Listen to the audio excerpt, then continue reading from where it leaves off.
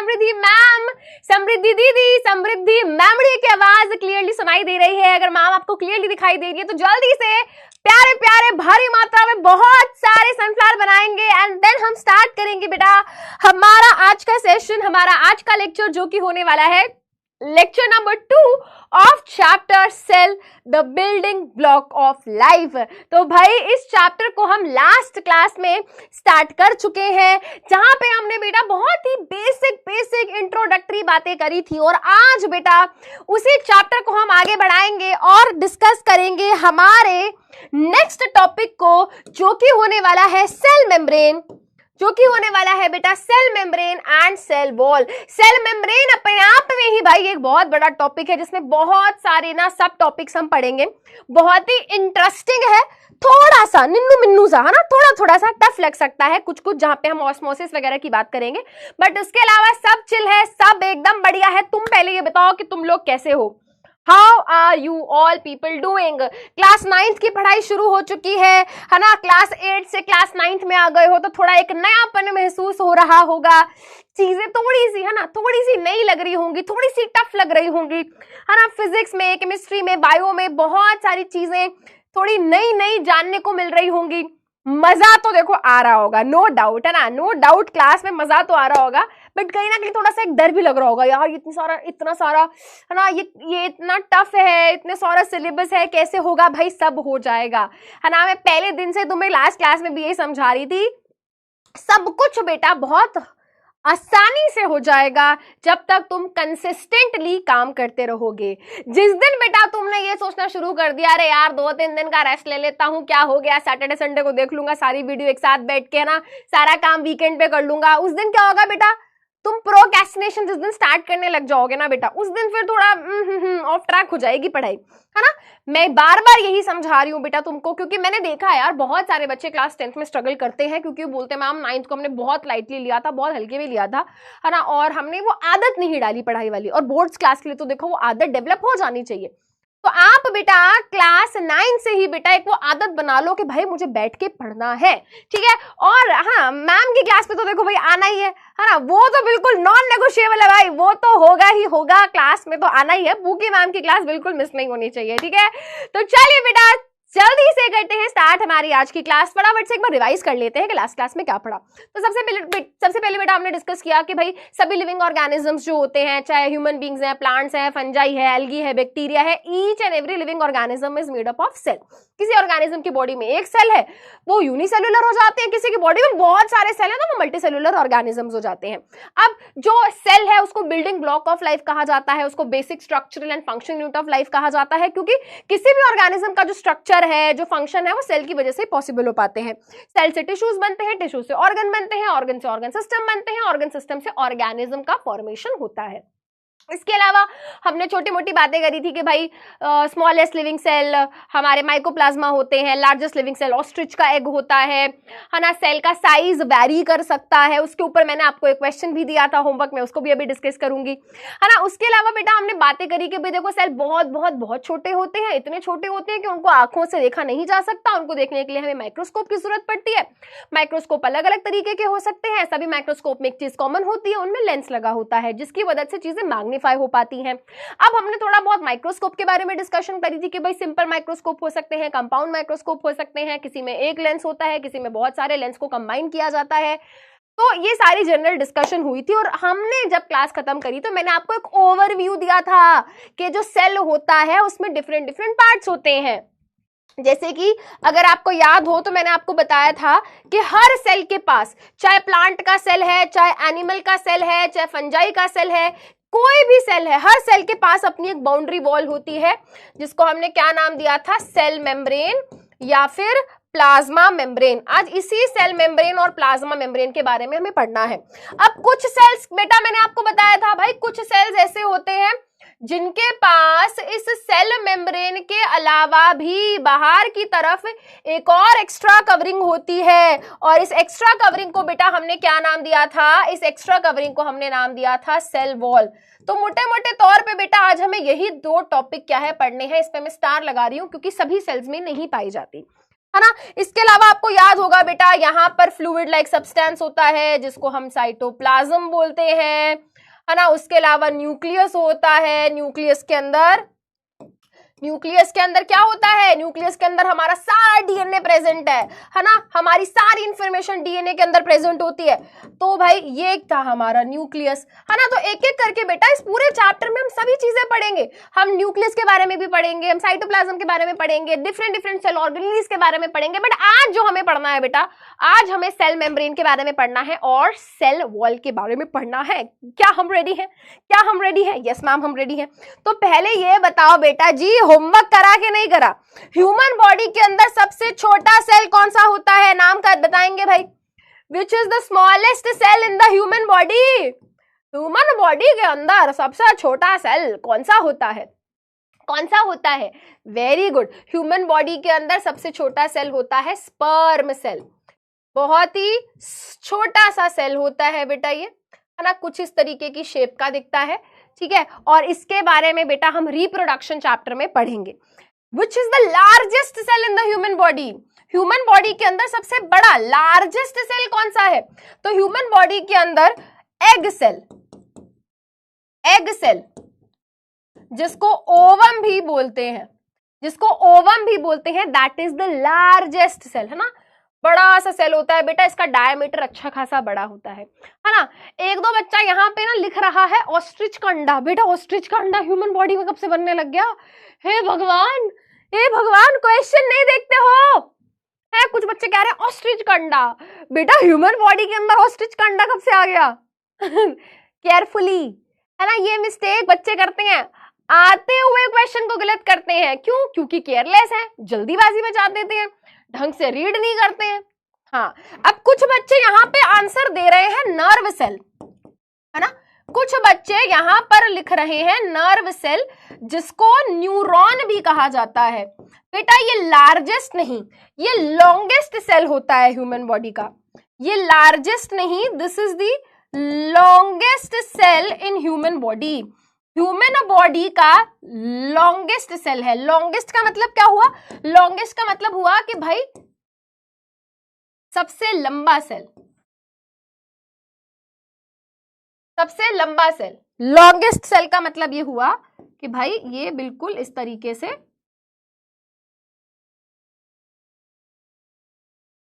ना, लंबा सा सेल है, ठीक है। ओके, चलिए बेटा, तो इसी के साथ आगे बढ़ते हैं, आज की क्लास स्टार्ट करते हैं, ठीक है। चलिए, सो हम सबसे पहले स्टार्ट कर रहे हैं बेटा किसके साथ? सेल मेम्ब्रेन के साथ। सेल मेम्ब्रेन क्या होती है बेटा? जो कि मैंने आपको बताया, सेल मेम्ब्रेन एक बाउंड्री है हर सेल की, जो बाहर, ये नहीं, ये नहीं, ये नहीं, ये नहीं, ये वाली, अरे ये नहीं, ये वाली, है ना। हर सेल के पास अपनी एक जो बाउंड्री होती है, हर सेल के पास अपनी एक जो बाउंड्री होती है बेटा, है ना। इसको, इस बाउंड्री को हम क्या बोलते हैं? इस बाउंड्री को हम बोलते हैं सेल मेम्ब्रेन या फिर प्लाज्मा मेम्ब्रेन, ठीक है। सेल मेम्ब्रेन या फिर प्लाज्मा मेम्ब्रेन। चलो मैं यहाँ पे थोड़ा सा चैट बंद करूंगी गाइस, है ना, सो दैट आप सभी मेरी बातें ध्यान से सुने, सारी बातें आप ध्यान से सुने। जो यहाँ पर बेटा बोर्ड पे लिखा हुआ है, ये एग्जैक्ट एनसीईआरटी की लाइंस हैं, जिनको मैंने क्या कर दिया है बेटा? समराइज कर दिया है, क्रिस्प कर दिया है, बुलेट पॉइंट्स में कन्वर्ट कर दिया है। क्लास 9th में बच्चों की बहुत ज्यादा ये डाउट रहते हैं कि मैम नोट्स कैसे बनाने हैं, और खासकर बेटा बायोलॉजी में तो नोट्स आप जरूर बनाएंगे तो आपको बहुत हेल्प मिलेगी, क्योंकि आखिरी मोमेंट पे आप बैठ के पूरी किताब नहीं पढ़ सकते हो गाइज, ठीक है। और गाइज मैं आपको बताऊं, देखो गाइज, मैंने तो किताब भी खरीद ली है गाइज। देखो गाइज, क्या आपने किताब खरीद ली? मुझे नहीं पता, बट मैंने तो खरीद ली गाइस, क्योंकि मेरे को तो भाई किताब चाहिए, है ना। तो गाइस नई किताबों की खुशबू जो होती है बचपन से ही मुझे बहुत पसंद है। ठीक है, तो बेटा देखो, मैंने किताब खरीद ली है, तुमको भी किताब खरीद लेनी चाहिए अगर आपके आसपास मिल रही है। तो नहीं भी मिल रही है तो भाई पीडीएफ अवेलेबल हो चुका है एनसीईआरटी की वेबसाइट पे। क्या कह रही थी? हाँ, मैं ये कह रही थी दोस्तों, क्या कह रही थी? हाँ, मैं ये कह रही थी कि भाई आखिरी में जब टेस्ट होगा, पेपर होगा, तो बेटा पूरी एनसीईआरटी बैठ के नहीं पढ़ोगे ना, तब तो ये तो नहीं ढूंढोगे, अंडरलाइन करोगे, है ना। आखिरी में प्रॉब्लम होगी, तो आखिरी में बेटा काम आएंगे आपके नोट्स। तो बेटा जी, पुत्र जी, पुत्री जी, बात सुन लो, ये सारी चीजें बेटा आपको एज इट इज अपने नोट्स में लिखनी है ना। अब या तो प्यार से मान लो, फिर डांट भी लगा दूंगी, है ना। अभी तो नए नए बच्चे आए हो मेरे, तुम बन के, है ना, अभी तो छोटे छोटे नन्हे मुन्ने बच्चे बन के आए हैं, 9वीं में, है ना। अभी तो प्यार प्यार से समझा रही हूँ, थोड़े से पुराने हो जाओ फिर डांट भी लगाऊंगी ठीक है। चलिए बेटा, तो जो भी क्लास में लिखवाया जा रहा है इट इज इंपॉर्टेंट, उसको नोट्स में जरूर क्या करना है, लिखना है, ठीक है। चलिए, हाँ जी, अब स्टार्ट कर रहे हैं। सेल मेम्ब्रेन या प्लाज्मा मेम्ब्रेन एक ही बात होती है। क्या है ये? सबसे पहली चीज, ये एक यूनिवर्सल फीचर है। कोई भी सेल हो बेटा, हर सेल के पास क्या होती है? प्लाज्मा मेम्ब्रेन होती है। यूनिवर्सल फीचर मतलब यूनिवर्स में हर जगह, हर जगह मतलब सेल में, हर एक सेल के पास प्लाज्मा मेम्ब्रेन या सेल मेम्ब्रेन होती है। प्लांट का कोई सेल हो, प्लांट का कोई सेल मतलब जैसे कि बेटा रूट का सेल, लीफ का सेल, स्टेम का सेल, जाइलम का सेल, फ्लोएम का सेल, है ना, कोई भी सेल हो बेटा। एनिमल की बॉडी का कोई सेल हो, एनिमल सेल का क्या मतलब होता है बेटा? What do we mean by animal cell? है ना, प्लांट सेल, एनिमल सेल, क्या मतलब होता है इनका? क्या मतलब हुआ एनिमल सेल, प्लांट सेल? भाई एनिमल बॉडी का कोई भी सेल, जैसे कि बेटा आपकी, है ना, आपकी चीक का सेल, आपकी स्किन का सेल, आपके लिवर का सेल, आपके पेनक्रिया का सेल, आपके बोन का सेल, आपके मसल का सेल, आपका न्यूरॉन, नर्व, ये सब एनिमल सेल्स हो गए। तो कोई भी एनिमल सेल है, कोई भी प्लांट सेल है, कोई भी बैक्टीरिया का सेल है, कोई भी फंगस का सेल है, कोई भी एल्गी का सेल है, हर सेल के पास अपनी प्लाज्मा मेम्ब्रेन होती है, सेल मेम्ब्रेन होती है। अब ये है क्या भाई? क्या है ये? एक पतली सी बाउंड्री है ना, एक पतली सी क्या है? बाउंड्री है, ठीक है। इसका काम क्या है भाई? इसका काम है सराउंड करना, है ना, घेर के रखना, घेर के रखना, ठीक है। सेल के अंदर जो भी चीजें हैं उनको सराउंड करके रखता है। तो भाई सेल के अंदर बहुत सारी चीजें होती हैं, है ना, सेल के अंदर तो बहुत सारी चीजें होती हैं भाई। यहां से अगर हम देखें तो इस तरीके से यहाँ पर एंडोप्लाज्मिक रेटिकुलम नाम का एक सेल ऑर्गेनेली होता है, जिसके बारे में आगे चल के पढ़ेंगे दोस्तों। यहाँ पर इस तरीके से माइटोकॉन्ड्रिया है ना, इस तरीके से अपना क्या बोलते हैं, भूल जाती हूं ना दोस्तों, क्लोरोप्लास्ट है, लाइजोसोम है, वैक्यूल है ना। यहाँ पर भी बहुत सारे अलग अलग केमिकल सब्सटेंसेस है, साइटोप्लाज्म है। तो उन सबको घेर के, उन सबको सराउंड करके, है ना, अपने अंदर, अरे बार बार सेल वॉल हाथ में आ जाती है, अरे हाँ ये, है ना। तो ये जो है बेटा उन सबको सराउंड करके बैठी हुई है, कौन? प्लाज्मा मेम्ब्रेन, जिसको हम सेल मेम्ब्रेन भी बोल सकते हैं, ठीक है। चलो जी, उसके अलावा बेटा अब इसका काम क्या है? What is the function is the, what is the function is the, देखो बेटा वेरी इंपॉर्टेंट, इसका काम क्या है बेटा? ये हमारे सेल को आसपास की सराउंडिंग से कम्युनिकेट करने में हेल्प करती है। कम्युनिकेट मतलब बातचीत, क्योंकि सेल को बहुत सारी चीजें चाहिए। सेल को बाहर से ऑक्सीजन चाहिए, सेल को बाहर से फूड चाहिए, सेल को अपने अंदर से बहुत सारा वेस्ट बाहर भेजना है। तो भाई सराउंडिंग से क्या करनी है? कम्युनिकेशन जो करनी है, एनवायरनमेंट में जो कम्युनिकेशन करना है, उसमें कौन हेल्प करता है बेटा? ये हेल्प करती है। उसके अलावा बेटा, उसके अलावा ये प्रोटेक्शन देती है ना, हमारे अंदर के जो भी कंपोनेंट्स हैं, सेल के अंदर जो भी चीजें पाई जा रही है उनको प्रोटेक्ट करती है। तो साइटोप्लाज्म को, सेल ऑर्गेनेलीज को, न्यूक्लियस को ये क्या कर रही है? प्रोटेक्शन देने का काम कर रही है ना। चलो जी, अब यहां पर बेटा आ जाता है बहुत इंपॉर्टेंट पॉइंट। हमारी जो प्लाज्मा मेम्ब्रेन होती है वो सेलेक्टिवली परमिएबल होती है। देखो बेटा, परमिएबल, सेलेक्टिव का मतलब मैं बता दूंगी, परमिएबल का मतलब समझो। परमिएबल शब्द आया है परमिशन से, परमिएबल शब्द आया है परमिशन से। तो जैसे कि दोस्तों आपके स्कूल में अलग अलग पीरियड्स लगते हैं, है ना, फिर पीटी का पीरियड लगता है। अब पीटी का पीरियड खत्म होने के बाद बच्चे भागते हैं, है ना, बहुत सारे बच्चे रिलेट करेंगे यहाँ पे, है ना। बच्चे क्या करते हैं? बच्चे डायरेक्ट क्लास में नहीं जाते, बच्चे पहले जाते हैं वाटर कूलर के पास, फिर वहां पे ऐसे ऐसे करके पानी पीते हैं। हमारे टाइम पे बेटा ऐसे ऐसे करके पानी पीते थे। हमारे टाइम पे बेटा वो ग्लास व्लास नहीं होते थे ना, वाटर कूलर होता था और उसमें क्या चिल्ड पानी आता था गर्मियों के दिनों में, याद ही आ गया, ठीक है। अब क्या होता है बेटा, वो वाटर कूलर में पानी पीने जाएंगे, फिर सोचते हैं चलो वॉशरूम चले जाते हैं। अब चलो वॉशरूम आ गए हैं तो मुंह धो लेते हैं, बाल सेट कर लेते हैं, अरे कैंटीन से ये ले लेते हैं, वो ले लेते हैं। तो होता क्या है बेटा, घूमते फिरते 15 मिनट बर्बाद कर दिए हैं। फिर उनको याद आता है अरे यार अब क्लास में चले जाते हैं, नहीं तो डांट पड़ेगी। अब वो क्या करते हैं बेटा, अब वो पहुंचते हैं क्लास में। अब आधी से ज्यादा क्लास क्या है बेटा, आधी से ज्यादा क्लास में बैठी हुई है। कुछ बच्चे बंडराते हुए आखिरी में आए हैं 15-20 मिनट वेस्ट करने के बाद। अब टीचर वहां पे पढ़ा रही है, अब वो बच्चा गेट पे खड़े होके क्या बोलता है, मैम मे आई कम इन? और फिर मैम क्या कहती है, कहाँ थे, क्या कर रहे थे, अब क्या जरूरत है अंदर आने की, बाहर ही रहो, है ना। तो क्या होता है बेटा, उनको परमिशन नहीं मिलती, मैम उनको अंदर आने की परमिशन नहीं देती है ना, मैम उनको परमिशन नहीं देती है। अब इसी में मान लो बेटा कोई लड़की थी, है ना, वो भी आई थोड़ी देर बाद, फिर मैम ने उससे पूछा कहाँ गई थी? फिर उसने कहा मैम मैं तो स्टाफ रूम में गई थी, उन वाली मैम ने नोटबुक रखने के लिए कहा था। तो कहती है ठीक है आ जाओ, कम इनसाइड। वो वाला बच्चा कह रहा है मैम मुझे भी आने दो, उसको एंट्री नहीं मिल रही, वो बाहर ही खड़ा है परमिशन में उसको परमिशन ही नहीं मिल रही बेटा, उसको पनिशमेंट मिल गई है, तू बेटा बाहर ही रह, तेरे को नहीं मिलेगी परमिशन। तो यहाँ पे अब मैम ने क्या किया, मैम ने सेलेक्टिव चीजों को देखा कि भाई तुम ठीक लग रही हो, तुम अंदर आ जाओ, ये तो नालायक है, इसको तो बाहर ही छोड़ दूंगी मैं, है ना।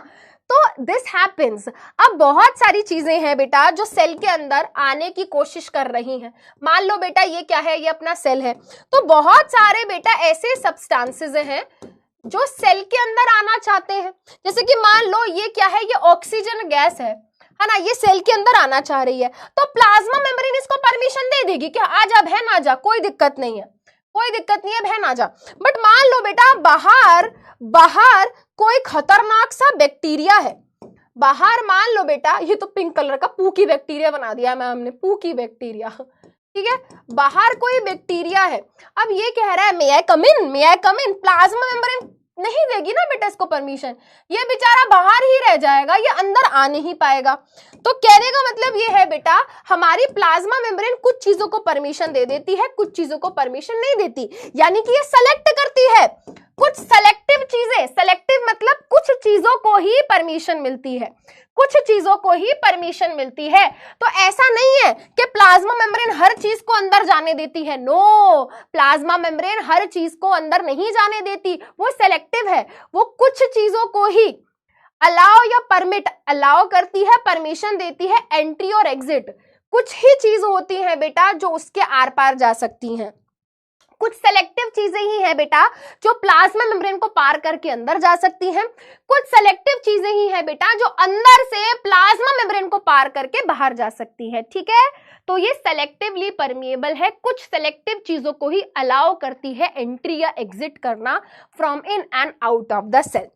ये बात समझ आ गई दोस्तों, ठीक है, आगे बढ़ते हैं। अब हम बात करेंगे स्ट्रक्चर ऑफ सेल मेम्ब्रेन की, प्लाज्मा मेम्ब्रेन का स्ट्रक्चर कैसा होता है, ठीक है। ये जो आपको मैंने यहाँ पे गोल ऐसे बना के दिखा दिया है ना, जब हम माइक्रोस्कोप में देखते हैं ना, जब हम किसी नॉर्मल से सस्ते वाले माइक्रोस्कोप में देखते हैं बेटा, तो देखो ये प्लाज्मा मेम्ब्रेन कुछ इस तरीके की दिखेगी आपको। देखो ये क्या है, ये बाउंड्री जो है बेटा, देखो है ना, ये बाउंड्री जो है बेटा, है ना, ये जो आपको दिख रही है, बल्कि मुझे और पतली बनानी चाहिए, ये प्लाज्मा मेम्ब्रेन हो गई बेटा, है ना। ये बहुत ही पतली सी एक बाउंड्री दिख रही है हमको, ये एक्चुअली फोटो है बेटा, ये ऊपर क्या लिखा है नीचे क्या लिखा है छोड़ दो इसको, गोली मारो, ठीक है। यहाँ पे देखो बेटा ये बहुत पतली सी दिख रही है, बट जैसा कि मैंने आपको बताया था हमारे पास बहुत ही हाई एंड माइक्रोस्कोप्स होते हैं जो बहुत ही महंगे होते हैं। बताओ बेटा कौन से वाले बताओ बेटा कौन से वाले माइक्रोस्कोप की बात कर रही हूं मैं,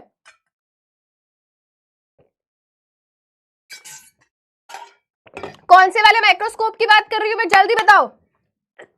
वेरी गुड, इलेक्ट्रॉन माइक्रोस्कोप की, वेरी गुड, इलेक्ट्रॉन माइक्रोस्कोप की। बेटा हमारे पास बहुत ही महंगे इलेक्ट्रॉन माइक्रोस्कोप हैं जो क्या कर देते हैं बेटा, प्लाज्मा मेम्ब्रेन के भी अंदर की चीजों को दिखा देते हैं। इलेक्ट्रॉन माइक्रोस्कोप है ना, इलेक्ट्रॉन माइक्रोस्कोप बहुत महंगा होता है बेटा, बहुत महंगा, हमारी औकात से बाहर, करोड़ों रुपए का, ठीक है।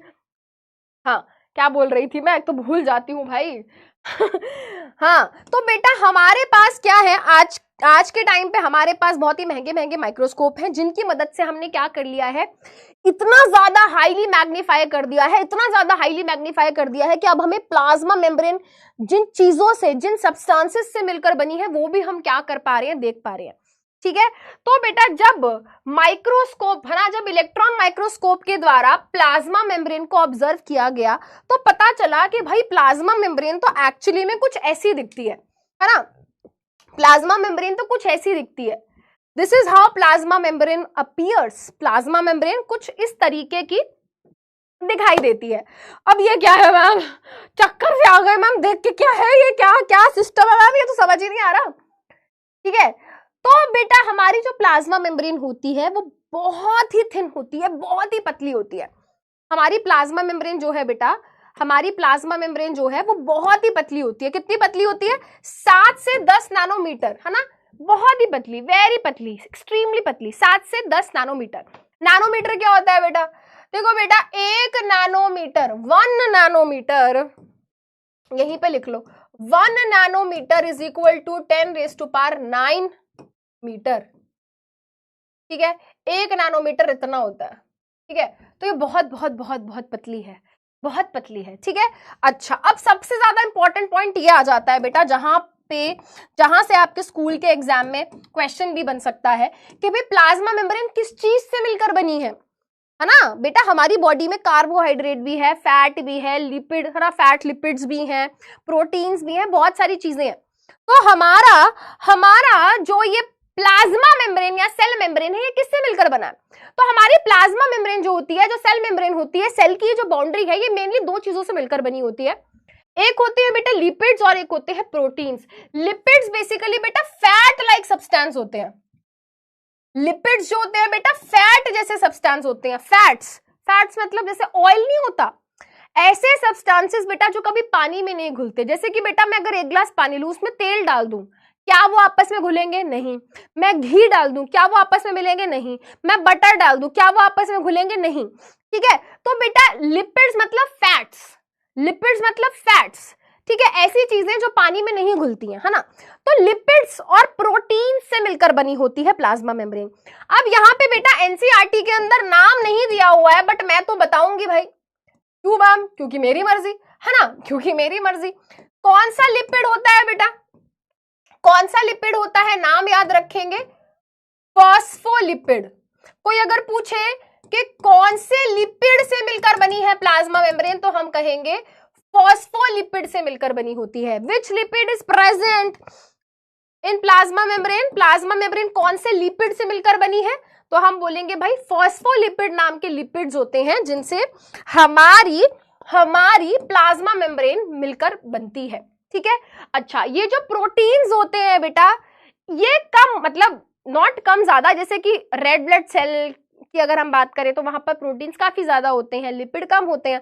तो बेसिकली इनकी ना जो कंसेंट्रेशन है, इनका जो अमाउंट है, जो नंबर है, भाई प्लाज्मा मेम्ब्रेन फैट्स और लिपिड्स दोनों से मिलकर बनी है, लिपिड्स और प्रोटीन्स दोनों से मिलकर बनी है।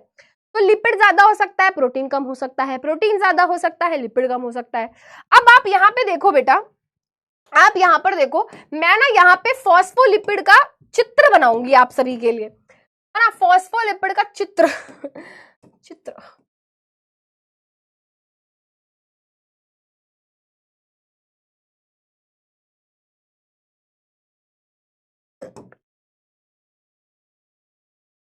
ठीक है। एक फॉस्फोलिपिड कुछ इस तरीके का दिखता है, एक फॉस्फोलिपिड बेटा कुछ इस तरीके का दिखता है। This is how phospholipid look like. अब ये एक फॉस्फोलिपिड है बेटा, ये एक सिंगल फॉस्फोलिपिड है, ये एक सिंगल फॉस्फोलिपिड है।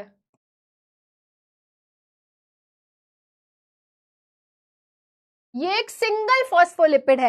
ऐसे हजारों फॉस्फोलिपिड मिलते हैं तो जाके कहीं हमारी सेल मेम्ब्रेन या प्लाज्मा मेम्ब्रेन बनती है। ध्यान से देखो, थोड़ा आइडेंटिफाई करो। मैं यहां पर क्या करती हूं, एक बारी 3D मॉडल भी देखती हूं, अगर मुझे मिल जाता है तो क्लास 11th का दिखाऊंगी, क्योंकि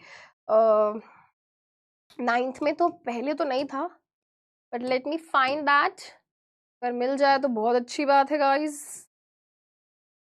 इसमें देख सकते हो, इधर उधर की जो चीजें हैं उन पे ध्यान मत देना, ठीक है।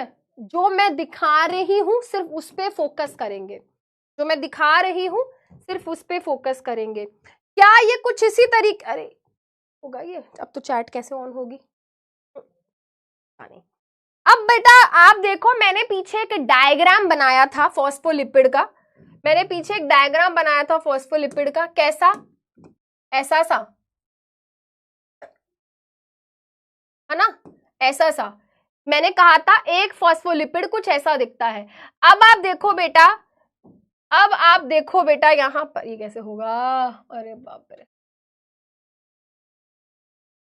अब आप देखो बेटा कैसे हजारों फॉस्फोलिपिड अरेंज्ड हैं। देखो, क्या उसी तरीके के फॉस्फोलिपिड आपको यहाँ दिखाई दे रहे हैं प्लाज्मा मेम्ब्रेन में? देखो ऊपर गोल गोल सी बॉल है, नीचे एक पूंछ निकली हुई है। ऊपर गोल सी एक बॉल है और नीचे पूंछ निकली हुई है, राइट, निकली हुई है। तो देखो बेटा, एक नहीं, दो नहीं, हजारों फॉस्फोलिपिड एक नहीं, दो नहीं, देखो बेटा हजारों फॉस्फोलिपिड हैं जो कुछ इस तरीके से क्या है, प्लाज्मा मेम्ब्रेन के अंदर अरेंज्ड हैं। समझ आया? समझ आया? मैं बैक कर रही हूं, अब चैट ऑन करूंगी और मुझे बताएंगे थोड़ा बहुत समझ आ रहा है, ठीक है।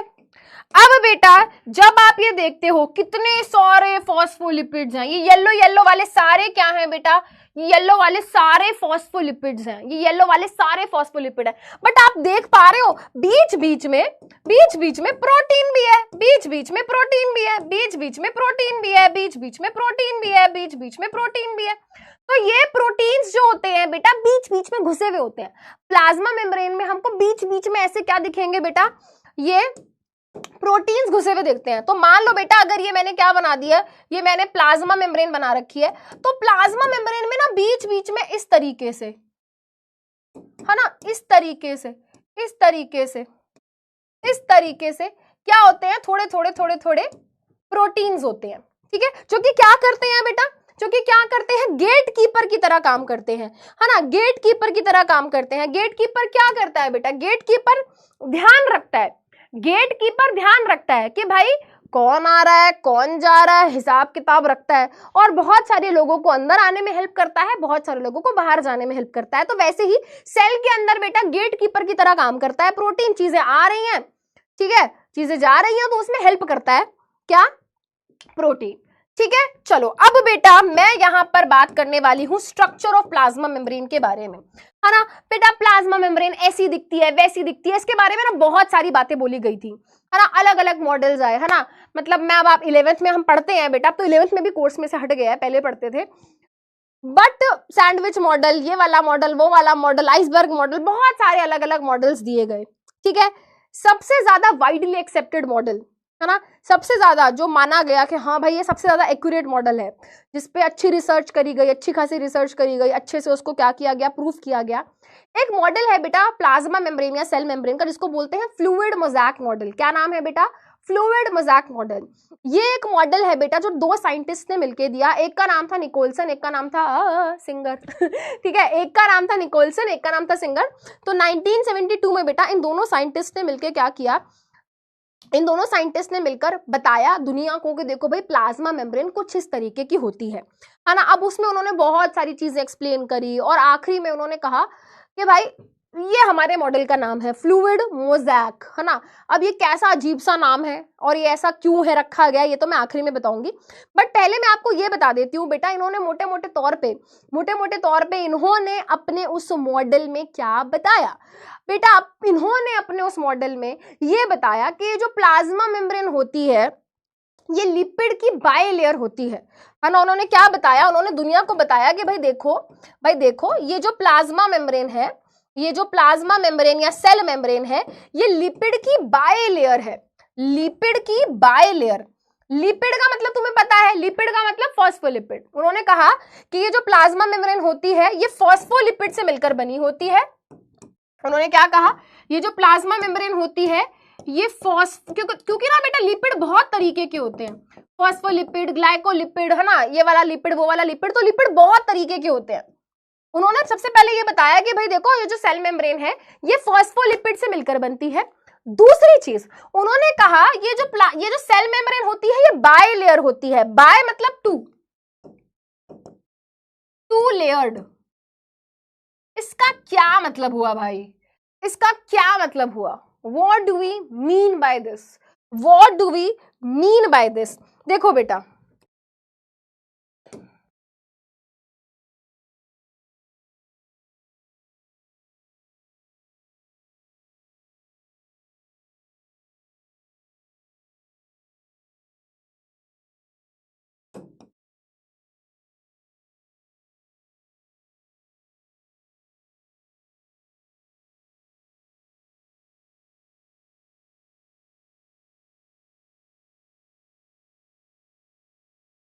ठीक है, ये एक लेयर बन गई बेटा, ये एक लेयर बन गई, है ना, ये क्या बन गई बेटा, ये एक लेयर बन गई,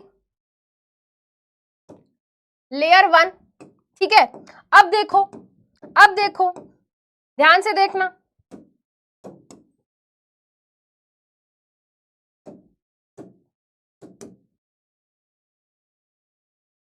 अब देखना बेटा,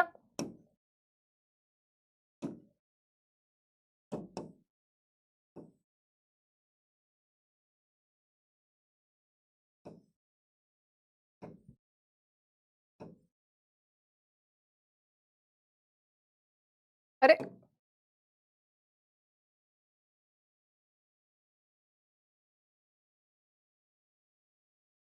ठीक है,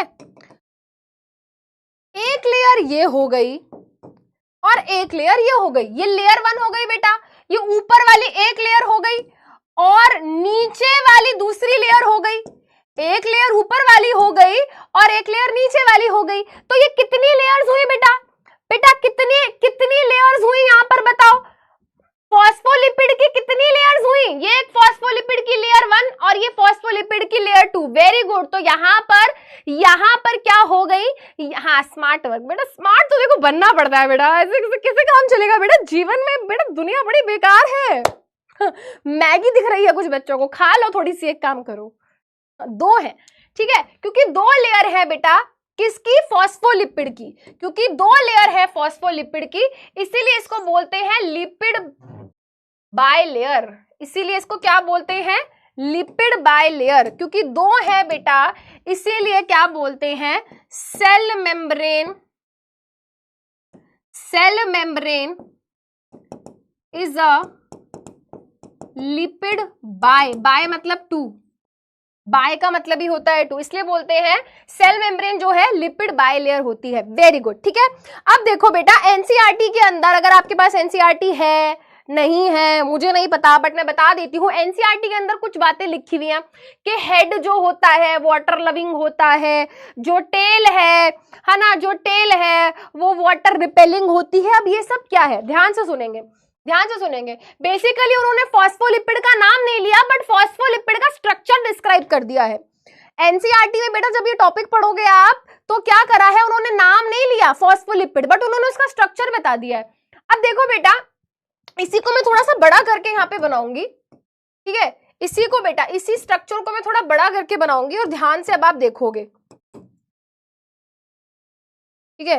ये हमने क्या बना दिया, देखो बेटा, अब फॉस्फोलिपिड का जो स्ट्रक्चर है ना, कि हमने क्या कहा, हमारी प्लाज्मा मेम्ब्रेन लिपिड्स, बहुत सारे हजारों लिपिड से मिलकर बनी है। कौन सा? अरे ये क्या हो गया, खून की नदियां बह गई। हाँ, हमने क्या कहा, हमने कहा कि भाई जो हमारी प्लाज्मा मेम्ब्रेन है, जो सेल मेम्ब्रेन है, वो हजारों लिपिड से मिलकर बनी है। भाई कौन से वाले लिपिड? फॉस्फोलिपिड से मिलकर बनी है। अब एक फॉस्फोलिपिड कैसा होता है, एक फॉस्फोलिपिड का स्ट्रक्चर कैसा है? अगर मैं फॉस्फोलिपिड को देखूं तो वो 2 पार्ट से मिलकर बना है बेटा। एक फॉस्फोलिपिड जो होता है वो 2 पार्ट्स से मिलकर बनता है। एक फॉस्फोलिपिड 2 पार्ट्स से मिलकर बनता है। एक तो बेटा ऊपर ये जो गोल गोल बॉल जैसा पार्ट होता है ना, ऊपर बेटा ये जो गोल गोल बॉल जैसा पार्ट होता है ना, ये जो गोल गोल बॉल जैसा पार्ट होता है, इसको हम क्या बोलते हैं? इसको हम बोलते हैं कि भाई ये तो फॉस्फोलिपिड का हेड है। क्या बोलते हैं? ये तो फॉस्फोलिपिड का हेड है, ठीक है। और बेटा फॉस्फोलिपिड पे ये जो मैंने नीचे येलो येलो सा पार्ट बनाया है, इसको क्या बोलते हैं? इसको बोलते हैं ये फॉस्फोलिपिड की टेल है। क्या बोलते हैं? ये फॉस्फोलिपिड की टेल है, ठीक है। तो फॉस्फोलिपिड 2 पार्ट से मिलकर बना है, एक होता है हेड, एक होती है टेल। तो बेसिकली अब ये 11th में पढ़ाते हैं, वैसे तो हम के यहाँ पे ना बहुत सारा फॉस्फोरस होता है, हेड में ना बहुत सारा फॉस्फोरस होता है, इसीलिए इसका नाम फॉस्फोलिपिड है ना। बट छोड़ो वो सब बात, छोड़ो तुम। अब बेटा एनसीईआरटी के अंदर इनके नेचर के बारे में बताया गया है। एनसीईआरटी के अंदर बेटा इनके नेचर के बारे में बताया गया है। नेचर को क्या बताया है भाई? यहाँ पर ये बताया है कि जो हेड रीजन होता है, जो हेड रीजन होता है फॉस्फोलिपिड का, उसको पानी बहुत पसंद है ना, वो पानी, उसको पानी बहुत पसंद है। वाटर लविंग या वाटर अट्रैक्टिंग, क्या बोलेंगे बेटा? हम क्या बोलेंगे? हेड को पानी बहुत पसंद होता है, वाटर लविंग, या फिर इसको बोलते हैं वाटर अट्रैक्टिंग। वाटर लविंग या फिर वाटर अट्रैक्टिंग, इसको पानी के आसपास रहना बहुत पसंद है है ना, आसपास पानी होगा, इसको बड़ा मजा आएगा, wow water, wow water, wow water, ठीक है। बट ये जो टेल है ना, no no, I don't like water, water दूर रहो, वाटर मुझसे दूर रहो, मुझसे वाटर दूर रहो, दूर रहो, वाटर मुझे मेरे पास मत आना, वाटर मेरे से दूर रहो। तो टेल को पानी बिल्कुल नहीं पसंद, टेल को बेटा पानी बिल्कुल भी नहीं पसंद, दूर रहना चाहता है। तो टेल को हम क्या बोलते हैं, टेल का नेचर कैसा होता है, टेल का नेचर होता है वाटर रिपेलिंग।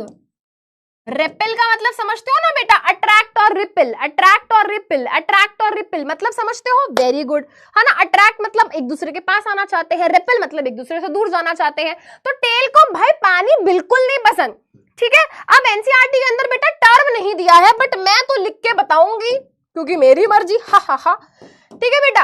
अगर कोई भी चीज बेटा पानी को पसंद नहीं कर रही है ना, पसंद नहीं कर रही है पानी को, तो हम बोलते हैं हाइड्रोफोबिक। हाइड्रोफोबिक, हाइड्रो मतलब वाटर, फोबिया मतलब डर, नहीं नहीं नहीं नहीं नहीं नहीं नहीं नहीं नहीं, है ना। तो बेटा वाटर बिल्कुल पसंद नहीं कर रही, वाटर से दूर जाना चाहती है। तो ऐसी कोई भी चीज जो पानी को बिल्कुल नहीं पसंद करती, हम बोल देते हैं हाइड्रोफोबिक। फोबिक से याद रखेंगे फोबिया, फोबिया मतलब डर, दूर रहो भाई मुझसे, तो ठीक है। और ऐसी कोई भी चीज बेटा जिसको पानी पसंद है, पानी के साथ मिलजुल के रहना चाहती है ना, हर उस चीज को बोल देते हैं हाइड्रोफिलिक। हर उस चीज को बोल देते हैं बेटा हाइड्रोफिलिक, हर उस चीज को बोल देते हैं हाइड्रोफिलिक। हाइड्रो का मतलब होता है पानी, ठीक है। इतनी बात समझ आ गई, इतनी बात समझ आ गई। अब एनसीईआरटी के अंदर बेटा एक लाइन लिखी हुई है कि हमारे जो फॉस्फोलिपिड्स होते हैं, उनके जो हेड होते हैं वो अरेंज्ड होते हैं टुवर्ड्स आउटसाइड, और जो टेल्स होती हैं वो अरेंज्ड होती हैं इनसाइड। अगर आप इमेजिन करो कि ये कोई सेल है ना, अगर आप इमेजिन करो बेटा ये क्या है, कोई सेल है इस तरीके से, और ये उसकी प्लाज्मा मेम्ब्रेन है, ये क्या है बेटा, उसकी प्लाज्मा मेम्ब्रेन है। तो देखो बेटा प्लाज्मा मेम्ब्रेन बाहर की तरफ और अंदर की तरफ, आप ये देखो बेटा यहाँ पर ढेर सारा साइटोप्लाज्म होगा, साइटोप्लाज्म में बहुत सारा पानी है। तो ये सारे हेड क्या है बेटा, उस पानी के साथ कांटेक्ट में है। सेल के बाहर भी बेटा यहाँ पर भी बहुत सारा पानी होगा, तो यहाँ पर हेड जो है देखो पानी के कांटेक्ट में है। बट ये जो टेल है बेटा, ये बिल्कुल भी क्या है, पानी के कांटेक्ट में नहीं आ रही हैं। अगर आपके पास एनसीईआरटी है ना, अगर आपके पास एनसीईआरटी है तो मैं आपको पेज नंबर बता देती हूँ, है ना, मैं आपको पेज नंबर बता देती हूँ गाइस। पेज नंबर 12 लास्ट में बेटा एक पॉइंट लिखा हुआ है, मेम्ब्रेन हैज लिपिड्स, ठीक है, बाय लेयर। बाय लेयर मतलब दो लेयर होती है फैट मॉलिक्यूल्स की। कौन सा फैट, फॉस्फोलिपिड वाला फैट, ठीक है, जिसमें कि वाटर अट्रैक्टिंग हेड्स जो होते हैं, जिस हेड को क्या है वाटर पसंद है, वो आउटसाइड, टुवर्ड्स आउटसाइड, और जो वाटर रिपलिंग टेल है वो टुवर्ड्स इनसाइड, ठीक है। तो बेटा मैं यहां पर लिख भी देती हूं, ठीक है, water attracting heads towards outside, ठीक है।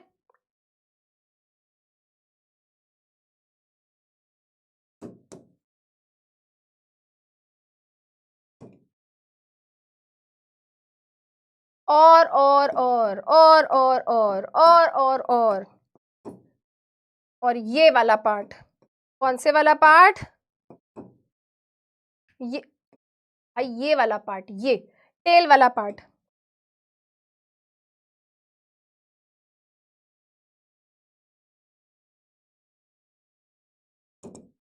Water repelling tail towards inside, ठीक है। यहां से बेटा क्या हुआ, यहां से हमारा फ्लूइड मोज़ैक मॉडल का जो उन्होंने बखान किया था कि भाई ऐसी होती है वैसी होती है, वो खत्म हुआ। ठीक है, तो उन्होंने दुनिया को बताया कि भाई देखो प्लाज्मा मेम्ब्रेन या सेल मेम्ब्रेन कुछ ऐसी दिखती है, वो हजारों छोटे छोटे फॉस्फोलिपिड के मॉलिक्यूल से मिलकर बनी है। बीच बीच में क्या होते हैं, प्रोटीन्स होते हैं। प्रोटीन्स जो है गेट कीपर की तरह काम करते हैं। अगर मुझे यहाँ पे प्रोटीन्स बनाने हैं बेटा, तो मैं कुछ इस तरीके से यहाँ पर क्या करूंगी कि भाई बीच बीच में देखो कुछ इस तरीके से प्रोटीन्स हैं, कुछ इस तरीके से प्रोटीन्स हैं, कुछ इस तरीके से प्रोटीन्स हैं। तो प्रोटीन्स क्या है, बीच बीच में से क्या होते हैं, इस तरीके से प्रेजेंट होते हैं। और ये कुछ पॉइंट्स थे जो उन्होंने अपने पूरे फ्लूइड मोज़ैक मॉडल में क्या करे थे, डिस्क्राइब करे थे। बट मैम अगेन वही बात आ जाती है कि इन्होंने इसका नाम फ्लूइड मोज़ैक क्यों रखा, व्हाई नेम फ्लूइड मोज़ैक। देखो बेटा, फ्लूइड का मतलब क्या होता है, फ्लूइड का मतलब क्या होता है, कोई भी चीज जो फ्लो कर सके, कोई भी चीज जो फ्लो कर सकती है उसको हम फ्लूइड बोल देते हैं। जैसे कि भाई तरल चीजें, तरल पदार्थ है ना, कोई भी चीज जब फ्लो करती है उसको फ्लूइड बोलते हैं। तो बेटा जब इसके स्ट्रक्चर को देखा गया ना, जब इसके स्ट्रक्चर को ऑब्जर्व कर रहे थे तो पता चला कि भाई ये प्लाज्मा मेम्ब्रेन की जो मॉलिक्यूल्स होते हैं, प्लाज्मा मेम्ब्रेन जिन सब्सटेंसेस से मिलकर बने हैं वो इधर उधर ऐसे ऐसे मूव करने लगते हैं। हाँ, जब उन्होंने उनको देखा ना प्लाज्मा में, जब उन्होंने सेल मेम्ब्रेन को माइक्रोस्कोप में देखा तो उनको पता चला भाई जिन चीजों से सेल मेम्ब्रेन बनी हुई है वो चीजें मूव कर रही हैं, कभी इधर जा रही हैं, उधर जा रही हैं, इधर चला मैं उधर चला, कभी बेटा ऐसे फ्लिप हो जा रही हैं, यस, कभी ऐसे फ्लिप हो जा रही हैं, है ना, ऐसे ऐसे फ्लिप हो जा रही है। अब मैं समर सॉल्ट तो करके नहीं दिखा सकती तुम्हें क्लास में, है ना, वो फ्लिप हो जा रही है। अब बेटा उन्होंने देखा कुछ चीजें क्या है बेटा, रोटेट कर रही हैं, ऐसे ऐसे ऐसे ऐसे। तो भाई अरे चक्कर आ गए, है ना।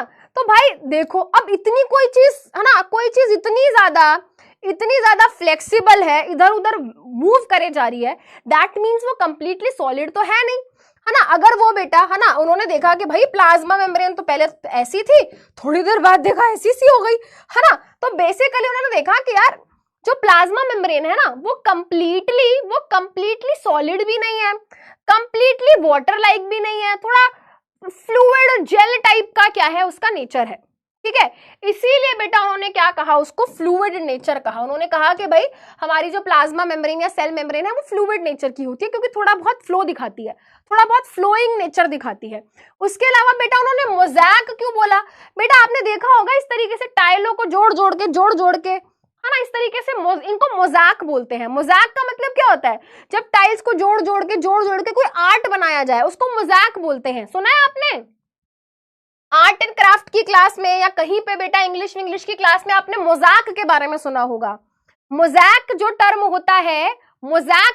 होता है बेटा वो बेसिकली इस तरीके के कोलाजेस के लिए, है ना, इस तरीके के मॉडल्स के लिए यूज करा जाता है, जहां पे टाइलों को जोड़ के क्या करते हैं बेटा, इस तरीके से एक पूरा एक सुंदर सा चित्र बना देते हैं, है ना। तो वही उन्होंने कहा कि भाई ये जो प्लाज्मा मेम्ब्रेन है कुछ इस तरीके से मोज़ैक जैसा अपीयरेंस देती है, मोज़ैक जैसा ना, ऐसा दिख रहा है कि कुछ तो है भाई, और ध्यान से देखेंगे तो पता चल रहा है छोटी चीजों से मिलकर बनी है।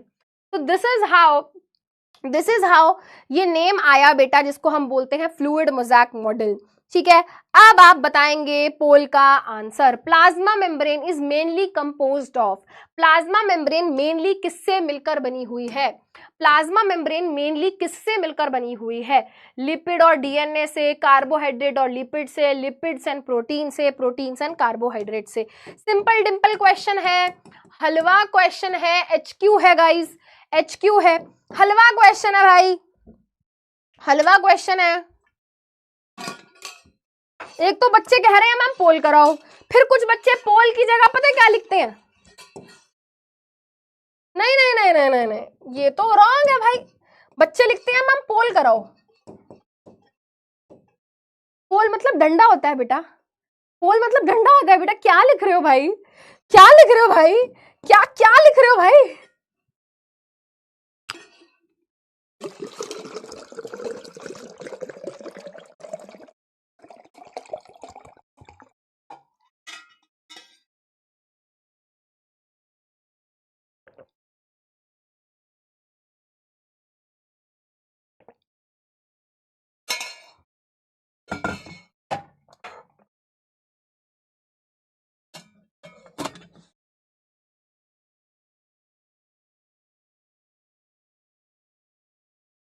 हाँ जी, तो वेरी सिंपल, हमारी plasma membrane, cell membrane lipids and protein से मिलकर बनी होती है। और अब तो हम ये भी जान गए हैं कौन से lipid, phospholipid. Answer option C हो गया।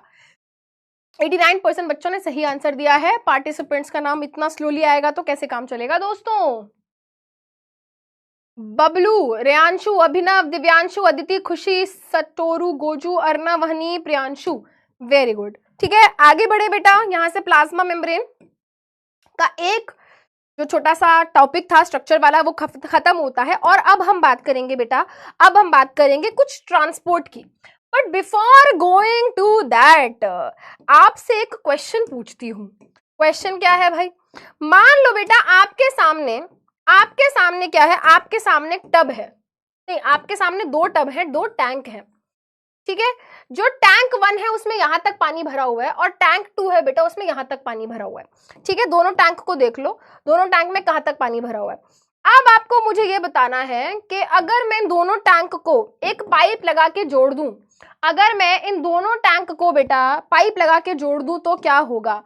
ठीक है, आपको सोच समझ के आंसर करना है। अगर मैं इन दोनों टैंक को पाइप लगा के जोड़ दूं तो क्या होगा। टैंक 2 से पानी निकलकर टैंक 1 में जाएगा। ठीक है, पहला ऑप्शन टैंक 2 से निकलकर 1 में जाएगा। ऑप्शन बी कोई चेंज नहीं होगा। ऑप्शन सी टैंक 1 से पानी टैंक 2 में जाएगा। हमको नहीं पता मैडम जी, हार मान ली मैम, हमको नहीं पता, आप ही बताओ। आपकी कॉमन सेंस क्या बोलती है बेटा, आपकी कॉमन सेंस क्या बोलती है, क्या होगा। मेरे पास दो टैंक है, एक में यहां तक पानी भरा है, एक में यहां तक पानी भरा है, दोनों को नीचे से जोड़ दिया, दोनों को पाइप लगा के जोड़ दिया, अब क्या होगा।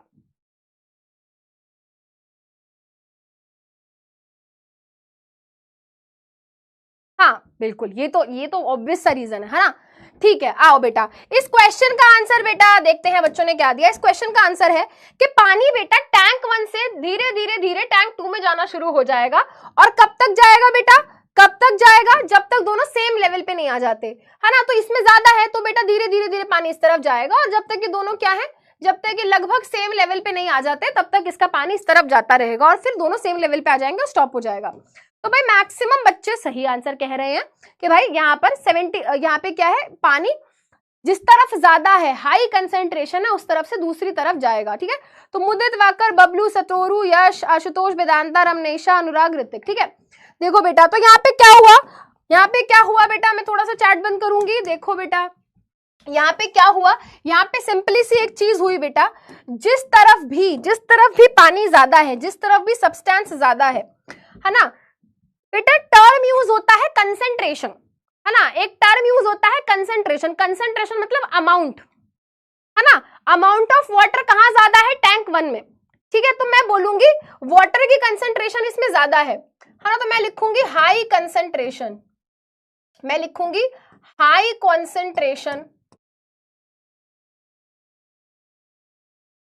Of water.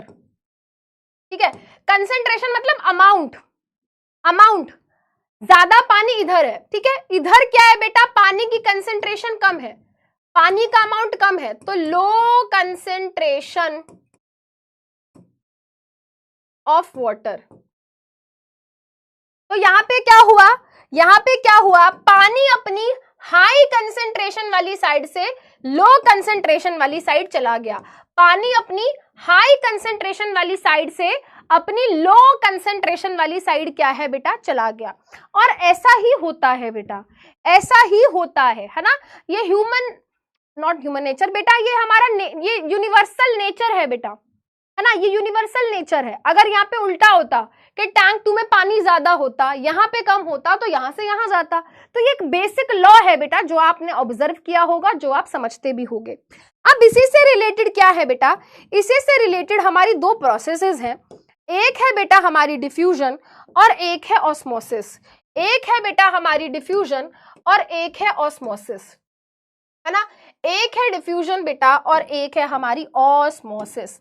अब बेटा पहले क्या होता था, जब तक आपका कोर्स नहीं बदला था, तो हम यहाँ पर बच्चों को एक्टिव, पैसिव, ट्रांसपोर्ट बहुत चीजें पढ़ाते थे ना। मैं बहुत चीजें बच्चों को पढ़ा देती थी 9th में, क्योंकि 11th में भी दोबारा पढ़नी होती थी। बट आपका क्योंकि बेटा थोड़ा कोर्स बदला है, कुछ चीजें हटी हैं, कुछ चीजें बढ़ी हैं, है ना। तो यहाँ पे बेटा एक्टिव पैसिव ये सब तो अब हम नहीं पढ़ेंगे, है ना, ये पहले मैं पढ़ाती थी बट अब हट ही गया है। तो डायरेक्टली क्या पढ़ते हैं बेटा हम, डायरेक्टली बेटा अब हम यहाँ पे क्या पढ़ेंगे कि जो सब्सटेंसेस होते हैं, है ना, जो सब्सटेंसेस होते हैं वो कैसे मूव करते हैं अक्रॉस दी प्लाज्मा मेम्ब्रेन।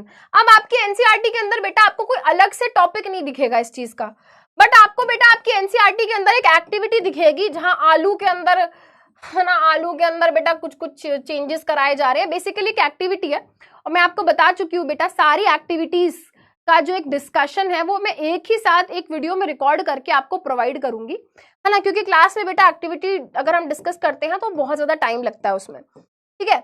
और अभी आपने टॉपिक भी नहीं पढ़ा है ना, क्यों आप एक्टिविटी समझ पाओ। जब आप एक बारी डिफ्यूजन, ऑस्मोसिस ये सब जब आप इन टॉपिक्स को अच्छे से पढ़ लोगे, समझ लोगे, तो आपको एक्टिविटी और बेटर तरीके से समझ आएगी, ठीक है। तो अब क्वेश्चन ये आता है बेटा, how do substances move across plasma membrane.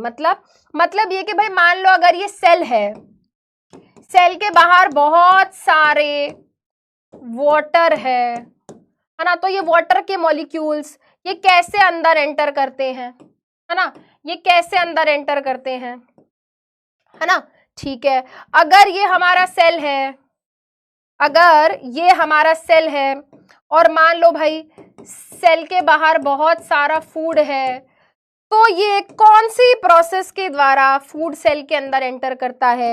या फिर उल्टा मान लो बेटा, मान लो ये सेल है, सेल के अंदर बहुत सारा वेस्ट इकट्ठा हो गया है, तो ये वेस्ट किस प्रोसेस से, किस तरीके से बेटा ये सेल के बाहर जाएगा, ठीक है। तो बेसिकली सब्सटेंसेस कैसे मूव कर रही हैं अक्रॉस का मतलब आर पार। अक्रॉस का मतलब क्या होता है बेटा, अक्रॉस का मतलब होता है आर पार, कि भाई चीजें आर पार कैसे जा रही हैं। तो बेटा जो चीजें आर पार जाती हैं, है ना, चीजें जो आर पार जाती हैं बेटा वो कई तरीके से जा सकती हैं, है ना, बहुत सारी चीजें होती हैं, एक्टिव ट्रांसपोर्ट, पैसिव ट्रांसपोर्ट में ही डिफ्यूजन और ये होता है। मतलब ये है कि बेटा बहुत तरीके हैं, बहुत सारी प्रोसेस होती है बेटा। मैं आपको नाम बता रही हूँ, आपकी एनसीईआरटी में नहीं है, बट मैं आपको बता रही हूँ बेटा, किसी चीज का साइज छोटा है, किसी चीज का साइज बड़ा है, तो छोटे साइज की चीज अलग प्रोसेस से एंटर करती है, बड़े साइज की चीज अलग प्रोसेस से एंटर करती है, ठीक है। तो बहुत सारी प्रोसेसेस होती हैं बेटा, डिफ्यूजन है, डिफ्यूजन का ही एक टाइप ऑस्मोसिस है, एक्टिव ट्रांसपोर्ट है, एंडोसाइटोसिस, एक्सोसाइटोसिस, बहुत सारी चीजें हैं। हमें केवल दो पढ़नी है ना, हमें केवल दो पढ़नी है। हमें पढ़नी है बेटा, हमें पढ़नी है डिफ्यूजन, हमें पढ़नी है बेटा क्या, डिफ्यूजन, और हमें पढ़नी है ऑस्मोसिस। दो प्रक्रिया हैं, दो प्रोसेसेस हैं जिनके द्वारा चीजें सेल के अंदर आती हैं, सेल के बाहर जाती हैं। दो प्रोसेसेस हैं जिनके द्वारा सेल की चीजें अंदर आती हैं, सेल से बाहर जाती हैं, बाहर से अंदर आती हैं, सो ऑन। दो प्रोसेसेस पढ़नी है। पहले हम क्या पढ़ेंगे बेटा, पहले हम पढ़ेंगे डिफ्यूजन, ठीक है। पहले हम पढ़ेंगे किसके बारे में, डिफ्यूजन के बारे में। डिफ्यूजन की जो प्रोसेस होती है बेटा वो आपको ना नॉर्मली कहीं पे भी ऑब्जर्व हो सकती है। कोई भी चीज बेटा जब अपनी हायर कंसेंट्रेशन वाली साइड से अपनी लोअर कंसेंट्रेशन वाली साइड भाग रही है, कोई भी चीज बेटा, कोई भी सॉलिड है, लिक्विड है बेटा, जब कोई भी सॉलिड, कोई भी बेटा सॉलिड, कोई भी लिक्विड, कोई भी गैस अपनी बेटा रीजन ऑफ हाई कंसेंट्रेशन से रीजन ऑफ लो कंसेंट्रेशन की तरफ भागती है तो हम बोलते हैं डिफ्यूजन हो गया। बेटा एक बहुत सिंपल सा एग्जांपल लेती हूँ, ठीक है। तुम सेल वेल को गोली मारो, तुम ऐसे सोचो बेटा, मान लो बेटा, है ना, मान लो बेटा मेरे पास क्या है, मान लो क्या, मेरे पास एक परफ्यूम या मिस्ट है, ठीक है। अब बेटा मैंने क्या किया, मैंने ना इस जगह पे, ये रूम इतना बड़ा है, ये रूम बहुत बड़ा है, इस बड़े से रूम में मैंने क्या किया बेटा, इस कोने में, इस बड़े से रूम में मैंने क्या किया बेटा, इस कोने में मैंने इसको स्प्रे कर दिया। तो अभी ये जो गैस निकली है बेटा ये यहां पर बहुत ज्यादा है, बट उस कोने में तो नहीं है। तो अभी ये वाला रीजन जो है बेटा, इस रीजन को, है ना, इस रीजन को मैं बोलूंगी यहां पर तो हाई कंसेंट्रेशन है परफ्यूम की, ये क्या है, हाई कंसेंट्रेशन है परफ्यूम की, बट उस कोने में परफ्यूम की कंसेंट्रेशन क्या है, कम है, उस कोने में परफ्यूम की कंसेंट्रेशन कम है। तो अब आप मुझे बताओ बेटा, ये जो परफ्यूम है ये यहीं पर रहेगा या ये लो कंसेंट्रेशन वाली तरफ भागेगा। आपके पास दो ऑप्शन है, option A remain here, option B move towards low concentration. जल्दी बताओ, जल्दी बताओ क्या होगा।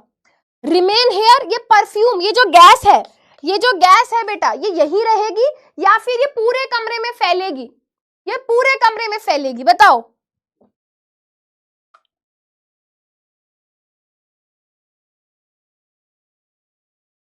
जल्दी बताओ।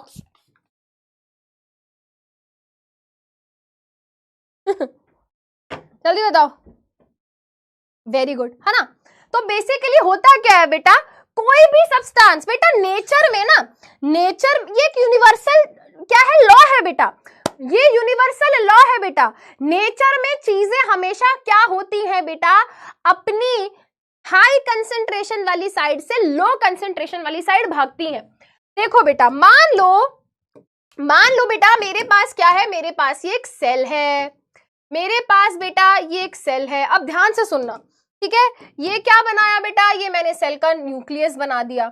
अब मान लो बेटा इस सेल के बाहर यहां पर बहुत सारी ऑक्सीजन अभी क्या है, सेल के बाहर है। सेल के अंदर भी है ऑक्सीजन, बट उतनी नहीं है जितनी, है ना, उतनी नहीं है जितनी बाहर है, उतनी नहीं है जितनी बाहर है, ठीक है। तो मैं क्या बोलूंगी, ऑक्सीजन की कंसेंट्रेशन कहां ज्यादा है, ऑक्सीजन की कंसेंट्रेशन कहां ज्यादा है, ऑक्सीजन, अरे ये क्या हो रहा है पेन में, ऑक्सीजन,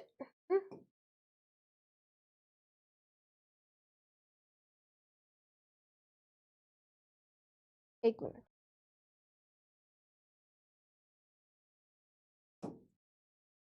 हैंग हो रहा है बोर्ड, एक मिनट।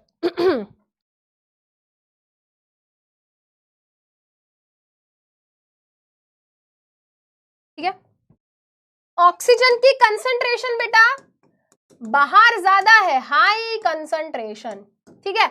ऑक्सीजन की कंसेंट्रेशन कहां कम है, अंदर कम है, लो कंसेंट्रेशन। अब आप मुझे बताओ बेटा, आपको मैं दो ऑप्शंस दे रही हूं बेटा, मैं आपको दो ऑप्शंस दे रही हूं, ऑक्सीजन कहां से कहां जाएगी, ऑप्शन ए, ऑप्शन बी, ठीक है। आउटसाइड से इनसाइड जाएगी, या फिर उल्टा इनसाइड से आउटसाइड जाएगी। दो ऑप्शन दिए आपको, जल्दी से बताओ बेटा, दिमाग का इस्तेमाल करना, ठीक है, दिमाग का इस्तेमाल करना, जो अभी सिखाया है लॉजिक लगाना,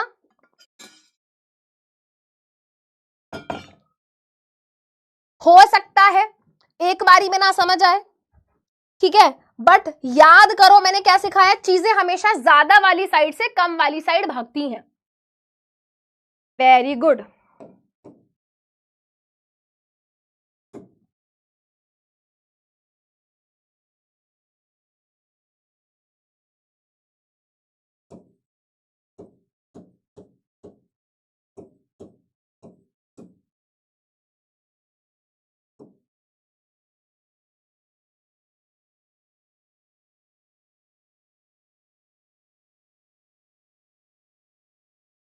बहुत बढ़िया। तो यहां पे हमने क्या बनाया था, यहां पर ही हमने बनाई थी ऑक्सीजन गैस।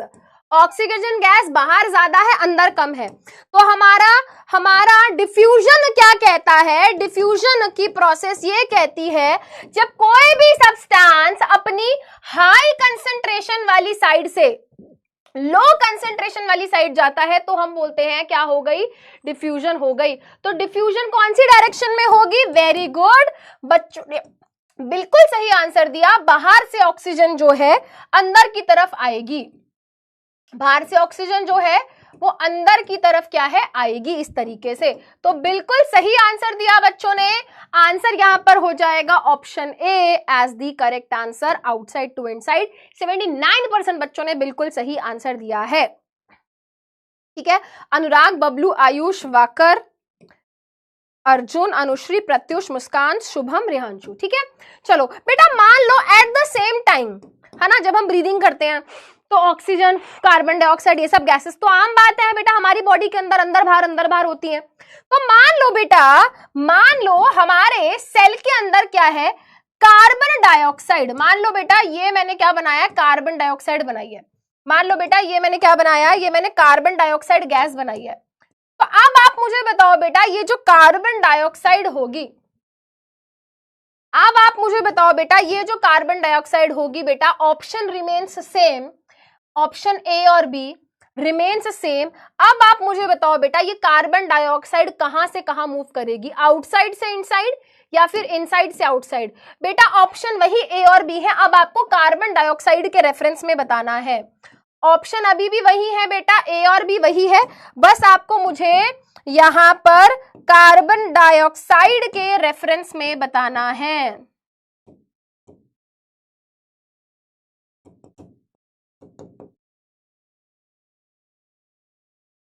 कार्बन डाइऑक्साइड के रेफरेंस में बताना है कि कार्बन डाइऑक्साइड कहां से कहां जाएगी।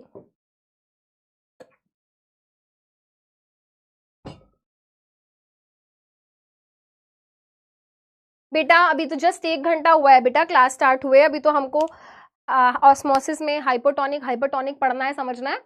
उसके बाद हमें सेल वॉल करना है ना, तो उसके बाद हम क्लास खत्म करेंगे। Very good. अगर हम कार्बन डाइऑक्साइड की बात करें तो देखो बेटा, कार्बन डाइऑक्साइड अंदर ज्यादा है, बाहर कम है। चीजें कहां से कहां भागती हैं, ज्यादा वाली साइड से कम वाली साइड, ज्यादा वाली साइड से कम वाली साइड। तो ज्यादा अंदर है, कम बाहर है, तो ये क्या होगा, कार्बन डाइऑक्साइड बाहर भागेगी। कार्बन डाइऑक्साइड जो है बेटा बाहर की तरफ भागेगी। तो आंसर अब इस केस में क्या हो गया, inside to outside. Option B हो गया बेटा यहाँ पर करेक्ट आंसर। 84% बच्चों ने सही आंसर दिया, वेरी गुड। यानी कि अब तुम्हें समझ आ चुका है, ठीक है। तो बेटा जब कोई भी सब्सटेंस, कोई सॉलिड लिक्विड गैस, जब कोई भी सब्सटेंस सॉलिड लिक्विड गैस जो है बेटा, कोई भी सब्सटेंस बेटा सॉलिड लिक्विड गैस अपने हायर वाली साइड से लोअर वाली साइड जाता है, सिंपल सिंपल बेटा, कोई भी सब्सटेंस अपनी हायर वाली साइड से लोअर वाली साइड जाता है तो हम बोल देते हैं कि उसने क्या कर दिया, उसने तो डिफ्यूजन की प्रोसेस शो कर दी। अब यहाँ पर बेटा हमारी जितनी भी खासकर गैसेस हैं, फूड वगैरह है बेटा, ये सब जो है क्या होते हैं बेटा, डिफ्यूजन की प्रोसेस से मूव करते हैं। बट बेटा जब मैं लिक्विड की बात करती हूँ, है ना, जब मैं लिक्विड की बात कर, देखो बेटा सब्सटेंसेस जैसे कि कार्बन डाइऑक्साइड, ऑक्सीजन, ये मेम्ब्रेन के आर पार कौन सी प्रोसेस से जाते हैं, डिफ्यूजन से, ठीक है। ये क्या हो रही है बेटा, डिफ्यूजन हो रही है। ये क्या हो रही है बेटा, डिफ्यूजन हो रही है, ठीक है। अब बेटा ध्यान देंगे, जब मैं बात करती हूँ लिक्विड की, लिक्विड जैसे कि बेटा मैं सॉल्वेंट, सॉल्वेंट एग्जाम्पल बेटा जैसे कि वाटर की बात करूं, ठीक है। तो बेटा अब जब कोई लिक्विड, बेटा जब कोई लिक्विड, जब वाटर, जब कोई सॉल्वेंट प्लाज्मा मेम्ब्रेन के आर पार जाता है तो उसके लिए एक स्पेशल नाम रख दिया है, उसके लिए एक स्पेशल नाम रख दिया है। अगर आपसे कोई पूछे कि गैसेस कौन सी प्रोसेस से मूव करती हैं तो हम बोलेंगे डिफ्यूजन, है ना। अगर आपसे कोई पूछे कि भाई गैसेस कौन सी प्रोसेस से मूव करती हैं तो हम बोलेंगे डिफ्यूजन। बट अगर आपसे कोई पूछे भाई वाटर या कोई सॉल्वेंट कौन सी प्रोसेस से मूव करता है तो हम बोलेंगे बेटा ऑस्मोसिस। बट यहां पर बेटा एक स्पेशल कैच है ना, जो मैं अभी आपको बताऊंगी, अब ध्यान से सुनना। सबसे पहले बेटा रीड करेंगे यहां पर ऑस्मोसिस की डेफिनेशन क्या लिखी है। बिल्कुल शांत हो जाओ बेटा, बहुत इंपॉर्टेंट टॉपिक डिस्कस कर रही हूं, बिल्कुल शांत हो जाओ, बहुत इंपॉर्टेंट टॉपिक डिस्कस कर रही हूं। अब देखो ऑस्मोसिस किसकी होती है, ऑस्मोसिस होती है बेटा केवल और केवल सॉल्वेंट यानी कि वाटर की, है ना। अरे वाओ, प्लाज्मा मेम्ब्रेन को पानी आर पार कर गया, मैं क्या बोलूंगी, वाओ ऑस्मोसिस हो गई। अरे पानी अंदर से, पानी सेल के अंदर से पानी निकलकर प्लाज्मा मेम्ब्रेन को पार करके बाहर चला गया, वाओ ऑस्मोसिस हो गई, ठीक है, osmosis. Wow oxygen plasma membrane को पार करके अंदर आ गई, no this is not osmosis, this is diffusion. Wow glucose food जो था वो सेल के बाहर था, फिर वो प्लाज्मा मेम्ब्रेन को पार करके अंदर चला गया। क्या मैं इसको ऑस्मोसिस बोलूंगी? नहीं, वो सॉलिड है, वो सॉलिड है। मैं बोलूंगी डिफ्यूजन हो गई, या और भी प्रोसेसेस होती हैं बेटा, और भी प्रोसेसेस होती हैं। जब देखो बेटा, सबसे पहले ऑस्मोसिस की जो कंडीशंस हैं, ऑस्मोसिस की जो कंडीशंस है, पहली कंडीशन, यहां पे क्या होता है? मूवमेंट होती है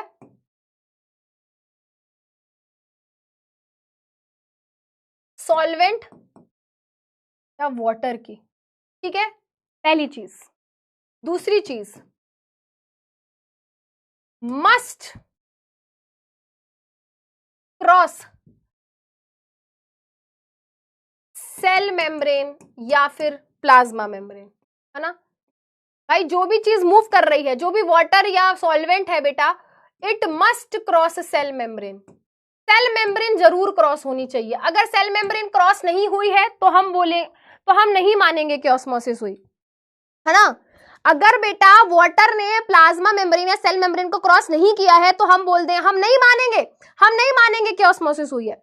और तीसरी चीज बेटा, तीसरी चीज, कहां से कहां मूवमेंट होती है?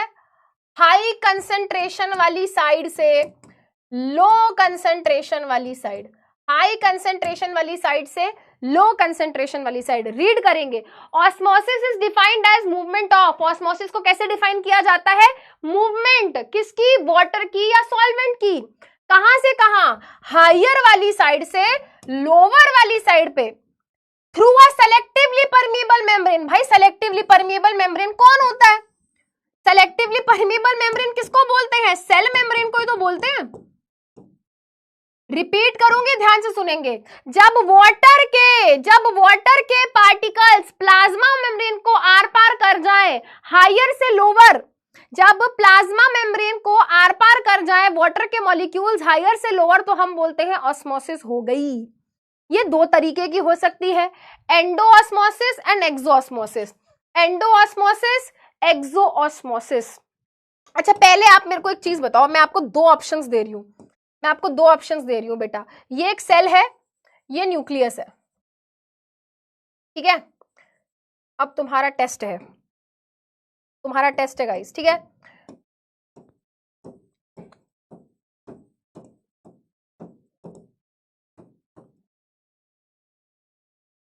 ठीक है, कुछ वाटर के मॉलिक्यूल्स हैं, यहां उनकी कंसेंट्रेशन ज्यादा है, यहां उनकी कंसेंट्रेशन कम है, ठीक है? कुछ वाटर के मॉलिक्यूल्स हैं भाई,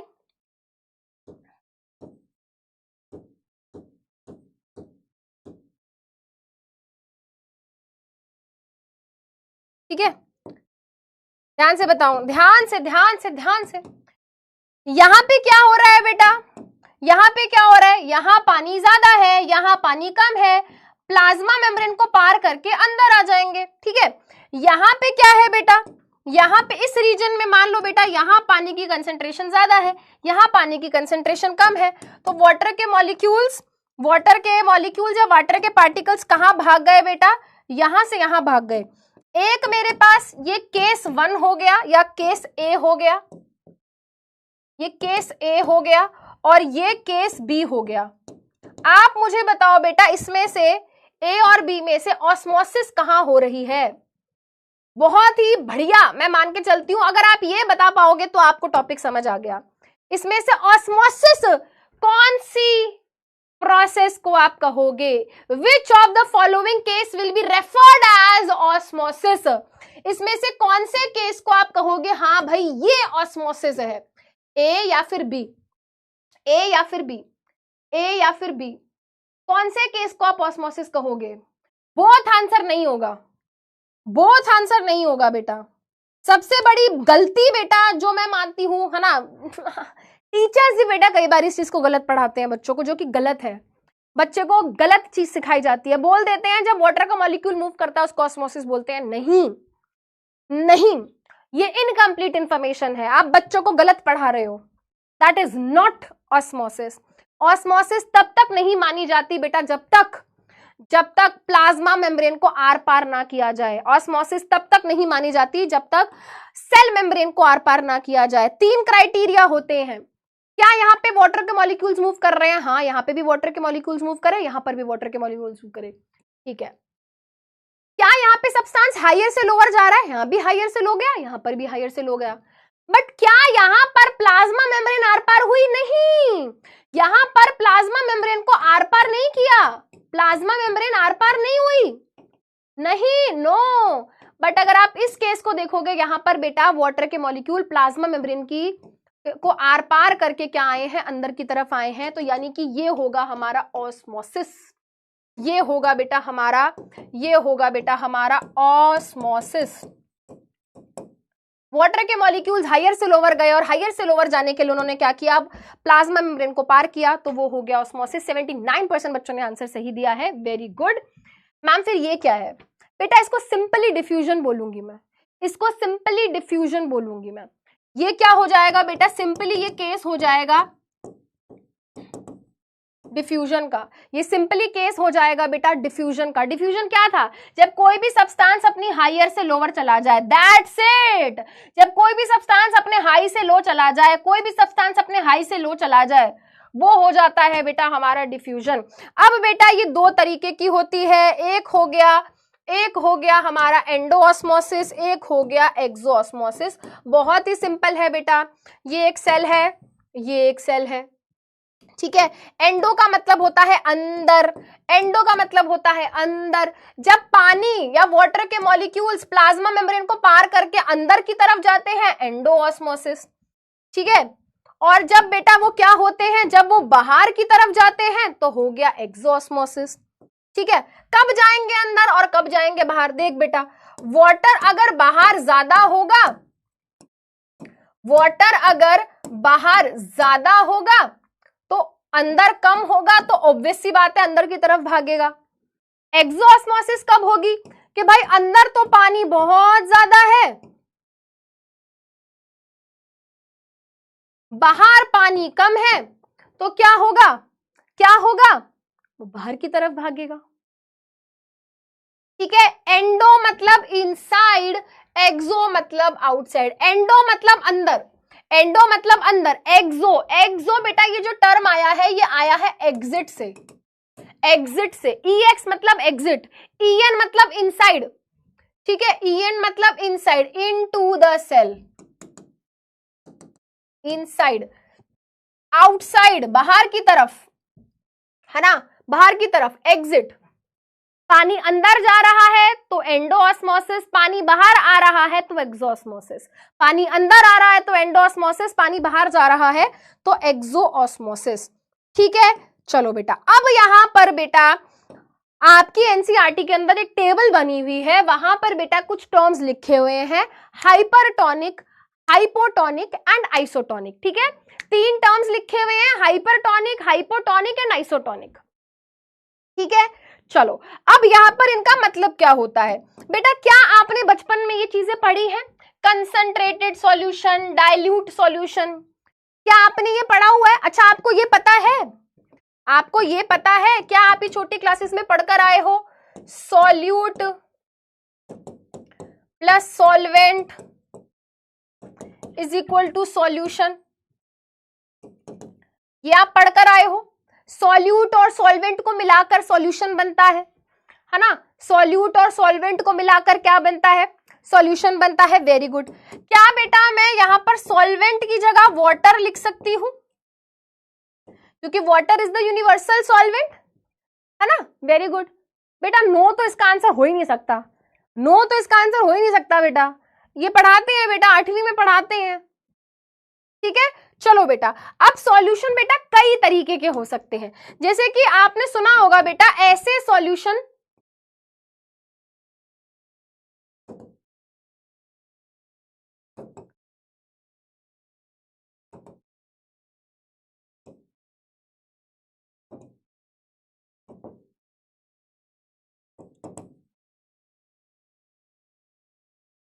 ऐसे सॉल्यूशन बेटा, ऐसे सॉल्यूशन जिनके अंदर क्या होता है, सॉल्यूट ज्यादा होता है और सॉल्वेंट कम होता है ना, उनको हम क्या बोल देते हैं बेटा? Concentrated solution. और ऐसे सॉल्यूशन बेटा जिनमें जिनमें सॉल्यूट क्या है, कम है, बट सॉल्वेंट बहुत ज्यादा है। ठीक है, नहीं बेटा क्लास एंड नहीं होगी अभी, आप ऐसी यूजलेस डिमांड्स नहीं करेंगे। ओके गाइस, ठीक है, यूजलेस डिमांड्स अब नहीं करेंगे बेटा। टॉपिक जब खत्म होगा हम खुद पे खुद क्लास खत्म कर देंगे। ठीक है, थोड़ा सा आज आप कोऑपरेट करिए, क्योंकि इस टॉपिक को मैं बीच में नहीं छोड़ सकती बेटा, है ना, ये टॉपिक मैं बीच में नहीं छोड़ सकती। आई एम सो सॉरी, है ना, आई एम सो सॉरी। ये ऐसा टॉपिक अगर ये बीच में रहेगा तो फिर दिक्कत हो जाएगी। ठीक है, चलो बेटा, अब हमें ये हमने पढ़ लिया, ऐसे सॉल्यूशन जिनमें सॉल्यूट बहुत ज्यादा है। भाई मान लो मेरे पास 100 ml क्या है, सॉल्यूशन है। मान लो बेटा मेरे पास 100 ml सॉल्यूशन है ना, उसमें मैंने क्या करा भाई, उसमें मैंने मान लो बेटा 80 ग्राम तो मैंने सॉल्ट ले लिया, और मैंने उसमें क्या करा बेटा 20 ग्राम पानी लिया। अरे बाप रे, ये तो कंसेंट्रेटेड हो गया। ठीक है, डाइल्यूट मान लो बेटा मैंने 10 ग्राम क्या लिया, 10 ग्राम तो मैंने सॉल्ट ले लिया, और मैंने 90 ग्राम क्या ले लिया बेटा, सॉल्वेंट ले लिया। ये एग्जाम्पल हो गए बेटा, है ना, ये एग्जाम्पल हो गए किसके, कंसंट्रेटेड और डाइल्यूट सॉल्यूशन के। ऐसे बेटा, है ना, बस यहां पर थोड़ा हमने अलग नाम दे दिया है, हमने यहाँ पे क्या कर दिया है बेटा, थोड़ा सा अलग नाम दे दिया है। मान लो बेटा मेरे पास एक बीकर है ना, इसको हम क्या बोलते हैं, बीकर। बीकर कुछ इस तरीके के दिखते हैं, देखो, है ना, बीकर कुछ इस तरीके के दिखते हैं। मान लो बेटा बीकर में मैंने क्या लिया, मान लो बेटा, वेरी गुड समृद्धि मैम, मजा ही आ गया। हो कैसे कर लेती हो ये सब, हमेशा गंदगी मचाने का काम। कहीं पता चले मैं ही फिसल गई, बच्चे तो कहेंगे यस मैम, गिर जाए, हमारी क्लास ओवर हो जाए। इससे ज्यादा अच्छा कुछ हो ही नहीं सकता, है ना। हाँ, तो बेटा मैं क्या बोल रही थी, मैं ये बोल रही थी, मान लो बेटा मेरे पास एक बीकर है, मैंने उसके अंदर एक सॉल्यूशन लिया। ठीक है, मैंने एक सॉल्यूशन लिया और मैंने कहा कि भाई ये जो मैंने सॉल्यूशन लिया है ना, ये हाइपरटोनिक है। मैंने क्या कहा, मैंने कहा कि भाई ये जो सॉल्यूशन मैंने लिया है, मैंने कहा कि भाई मैंने ये जो सॉल्यूशन लिया है ये कैसा है, ये कैसा है, ये हाइपरटोनिक है। तो उसका मतलब क्या होगा बेटा, हाइपरटोनिक है। मैंने कहा कि भाई ये जो सॉल्यूशन है ये तो हाइपरटोनिक है, ये जो मैंने सॉल्यूशन लिया है ये तो हाइपरटोनिक है। तो भाई हाइपरटोनिक का मतलब क्या है, हाइपरटोनिक का मतलब ये है, हाइपर मतलब ज्यादा, हाइपर मतलब हाई, हाइपर मतलब हाई। भाई तो हाई मत हो, भाई तो हाइपर मत हो प्लीज, है ना। तो हाइपर सॉल्यूशन मतलब एक ऐसा सॉल्यूशन, ध्यान से सुनेंगे बेटा, एक ऐसा सॉल्यूशन जिसमें क्या है, जिसमें सॉल्यूट ज्यादा है और सॉल्वेंट क्या है बेटा, कम है। ठीक है, अब वो ये कह रहा है, मान लो हमारे पास यहाँ पर ये जो सॉल्यूशन है, वो कह रहा है मान लो भाई हमारे पास यहाँ पर ये जो सॉल्यूशन है ये कैसा है, हाइपरटोनिक है। कैसा हुआ, सॉल्यूट ज्यादा, सॉल्वेंट कम। सॉल्वेंट की जगह क्या मैं यहाँ पर वाटर लिख सकती हूं। ठीक है, अब उन्होंने क्या किया है, उन्होंने एक सेल लिया है और क्या कर दिया है, उस सेल को उन्होंने प्लेस कर दिया इस सॉल्यूशन के अंदर। उन्होंने एक सेल लिया और क्या करा, उस सेल को प्लेस कर दिया उस सॉल्यूशन के अंदर। उन्होंने एक सेल लिया है, कौन से कलर का बनाऊं,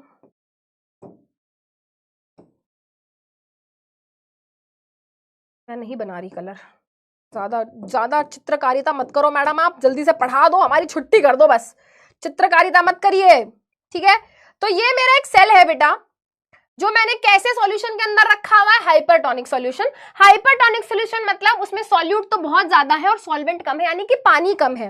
यानी कि इसका मतलब क्या हुआ, पानी कम,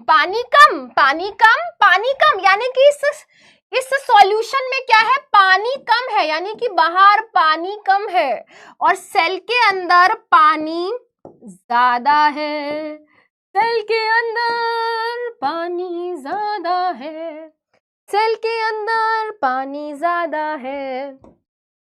तो गाइस अब आप मुझे अपना दिमाग का इस्तेमाल करके बताएंगे, सिर्फ अपने ही दिमाग का इस्तेमाल करेंगे, दूसरे का दिमाग आप नहीं इस्तेमाल करेंगे, अपना करेंगे। और अगर आपके पास ना हो तो फिर क्या ही करेंगे, फिर आप देखेंगे कि क्या चल रहा है। ठीक है, अब बेटा नोटिस करो, ऑब्जर्व करो और सोच के बताओ कि यहां पर पानी कहां से कहां जाएगा, जल्दी बताओ। 2 ऑप्शन दे रही हूं, वाटर कहां से कहां जाएगा। ऑप्शन ए इनसाइड से आउटसाइड, या फिर ऑप्शन बी आउटसाइड से इनसाइड। चलो बताओ, पोल कर देती हूं। और तुम्हें ये समझ आ गया तो आगे वाले 2 तो बिल्कुल आसानी से समझ आ जाएंगे। चलो भाई जल्दी बताओ, अगर मैंने सेल को क्या करा, हाइपरटोनिक सॉल्यूशन में रखा। हाइपरटोनिक सॉल्यूशन एक ऐसा सॉल्यूशन जिसमें सॉल्यूट ज्यादा है, पानी कम है, यानी कि ये जो सॉल्यूशन है इसमें पानी कम है, अंदर पानी ज्यादा है। तो ये मैंने पानी बनाया है बेटा ब्लू कलर से। तो अब आप खुद बताओ भाई, अंदर पानी ज्यादा है हाई, बाहर पानी कम, और होता क्या है सब्सटेंस हाई से लो, हाई से लो, अंदर ज्यादा बाहर कम। तो सब्सटेंस क्या हो, वाटर क्या होगा बेटा, वाटर क्या होगा, वाटर क्या होगा। हाइपरटोनिक सॉल्यूशन में जब हम सेल को रखते हैं, हाइपरटोनिक सॉल्यूशन में जब हम सेल को रखते हैं, वाटर के पार्टिकल्स जिनको हम वाटर मॉलिक्यूल्स बोल सकते हैं। अरे राइटिंग अच्छी नहीं आ रही यार, हम आपकी राइटिंग अच्छी है ही नहीं। वो तो हम आपसे इतना प्यार कर बैठे हैं मैम एक क्लास में ही, इसलिए आपकी राइटिंग बर्दाश्त कर रहे हैं। वाटर मॉलिक्यूल्स मूव, जल्दी बताओ कहां मूव, आउटसाइड। वेरी गुड, बाहर की तरफ मूव करेंगे। ठीक है, बाहर की तरफ मूव करेंगे, अंदर से बाहर की तरफ भागेंगे, सेल के अंदर से बाहर की तरफ भागेंगे। आंसर ऑप्शन ए हो गया। 82% बच्चों ने सही आंसर दिया है।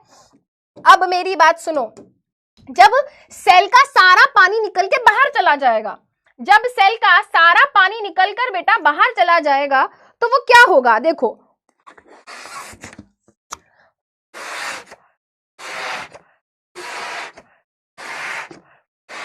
देखो बेटा, आप इमेजिन करो अभी हमारा सेल कुछ इस तरीके से है।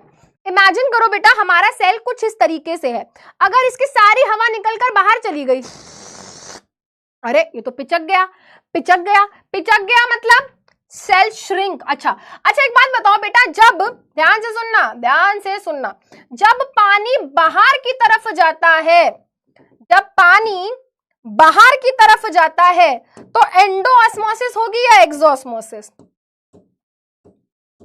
एंडोऑस्मोसिस होगी या एक्सोऑस्मोसिस, जल्दी बताओ जल्दी, एंडोऑस्मोसिस होगी या एक्सोऑस्मोसिस। वेरी गुड, बाहर गया है भाई, यहां पर एक्सोऑस्मोसिस होगी, पानी बाहर चला गया। और जब एक्सोऑस्मोसिस होती है, जब एक्सोऑस्मोसिस होती है तो हम क्या बोलते हैं बेटा, सेल पिचक गया। पहले सेल फूला हुआ था, पहले सेल फूला हुआ था भाई, सारा पानी निकल के बाहर चला गया, नॉट सारा बट काफी पानी निकल कर बाहर चला गया, तो सेल क्या हो गया, cell will shrink, cell will shrink. याद रखेंगे बेटा, जब हम सेल को कहां रखते हैं, जब हम सेल को हाइपरटोनिक सॉल्यूशन में रखते हैं तो सेल श्रिंक हो जाता है। ऐसे ही बेटा यहां पर एक, अरे बेटा थोड़ी गड़बड़ है, 1 मिनट रुको, थोड़ी सी गड़बड़ है यहां पर, हाइपोटोनिक होगा, एक आ जाता है बेटा, बिल्कुल इसका उल्टा कर देंगे, हाइपो। कौन सा पो, हाइपो। हाइपो टर्म बेसिकली होता है लो या लेस के लिए। ध्यान से सुनो, ध्यान से सुनो बेटा, हाइपोटोनिक सॉल्यूशन ऐसे सॉल्यूशन होते हैं जिनके अंदर सॉल्यूट कम होता है और सॉल्वेंट ज्यादा। हाइपोटोनिक सॉल्यूशन बेटा ऐसे सॉल्यूशन होते हैं जिनके अंदर सॉल्यूट क्या होता है, कम होता है, और पानी यानी कि सॉल्वेंट बहुत ज्यादा।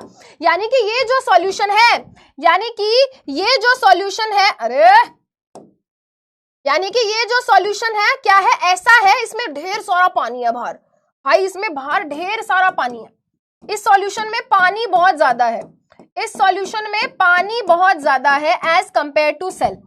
पानी पानी पानी पानी, मुझे प्यास लगी है अंकल जी, पानी पिला दीजिए। एक मीम आया था ना, बाहर ज्यादा पानी अंदर कम पानी। बताओ भाई क्या होगा, जल्दी बताओ जल्दी बताओ। ऑप्शन ए आउटसाइड से इनसाइड या फिर ऑप्शन बी इनसाइड से आउटसाइड, जल्दी बताओ, जल्दी तेजी में आंसर बताओ भाई, तेजी में आंसर बताओ। हाइपरटोनिक सॉल्यूशन में जब रखते हैं,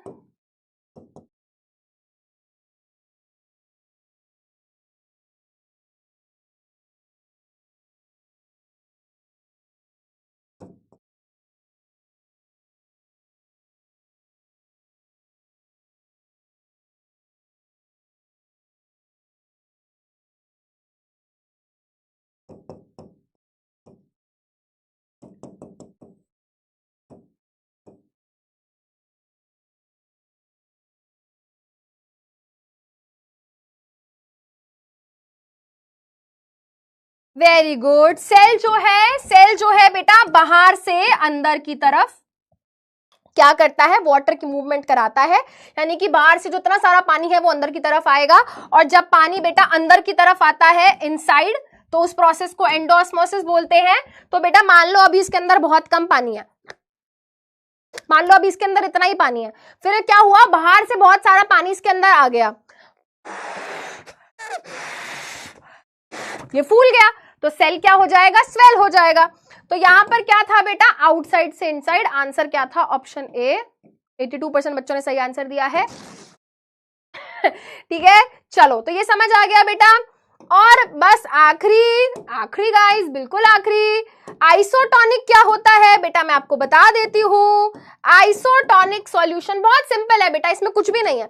आइसोटोनिक सॉल्यूशन एक ऐसा सॉल्यूशन होता है बेटा, अगर हम उसको सेल के रेफरेंस में कंपेयर करें तो सॉल्यूट सॉल्वेंट लगभग सेम कंसेंट्रेशन में है। ठीक है, इसका मतलब क्या हुआ, इसका मतलब जो ये सेल है, अगर ये उसका न्यूक्लियस है, तो देखो बेटा जितना पानी बाहर उतना ही पानी अंदर। ठीक है, तो यहां पर नेट मूवमेंट जीरो, जितना पानी बाहर है उतना ही अंदर है, ना बाहर जाएगा ना अंदर आएगा, थोड़ा बहुत भी मूव करेगा तो बैलेंस रहेगा, तो zero net movement, zero net movement of water, no change, no change, no change, no change. ठीक है, अब बहुत सारे बच्चे एकदम फुल दुखी रहते हैं, मैम कैसे याद करें, ये तो बहुत कंफ्यूजिंग है। देखो यहाँ पे अंडों को रखा हुआ था, अंडों में रखा तो देखो बेटा हाइपोटोनिक सॉल्यूशन में फूल गया है, हाइपरटोनिक सॉल्यूशन में श्रिंक हो गया है। देखो पहले एग ऐसा दिखता था, पहले एग ऐसा दिखता था, जब इसको हाइपरटोनिक सॉल्यूशन में रखा तो ये श्रिंक हो गया, ये श्रिंक हो गया, देखो कितना छोटा हो गया, श्रिंक हो गया। ठीक है, और बेटा जब इसको हाइपोटोनिक सॉल्यूशन में रखा तो ये स्वेल हो गया। मैम आप कैसे याद रखते हो यार, देखो बेटा इसकी एक ट्रिक बनाई हुई है मैंने, इसकी एक ट्रिक बनाई हुई है मैंने, ध्यान से सुनना।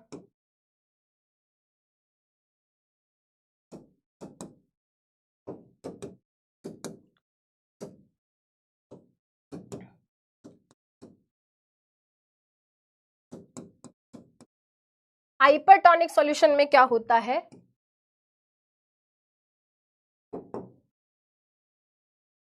श्रिंक होता है। ठीक है, हाइपर में आर आ रहा है, श्रिंक में भी आर आ रहा है। ठीक है, हाइपर में भी आर आ रहा है, श्रिंक में भी आर आ रहा है।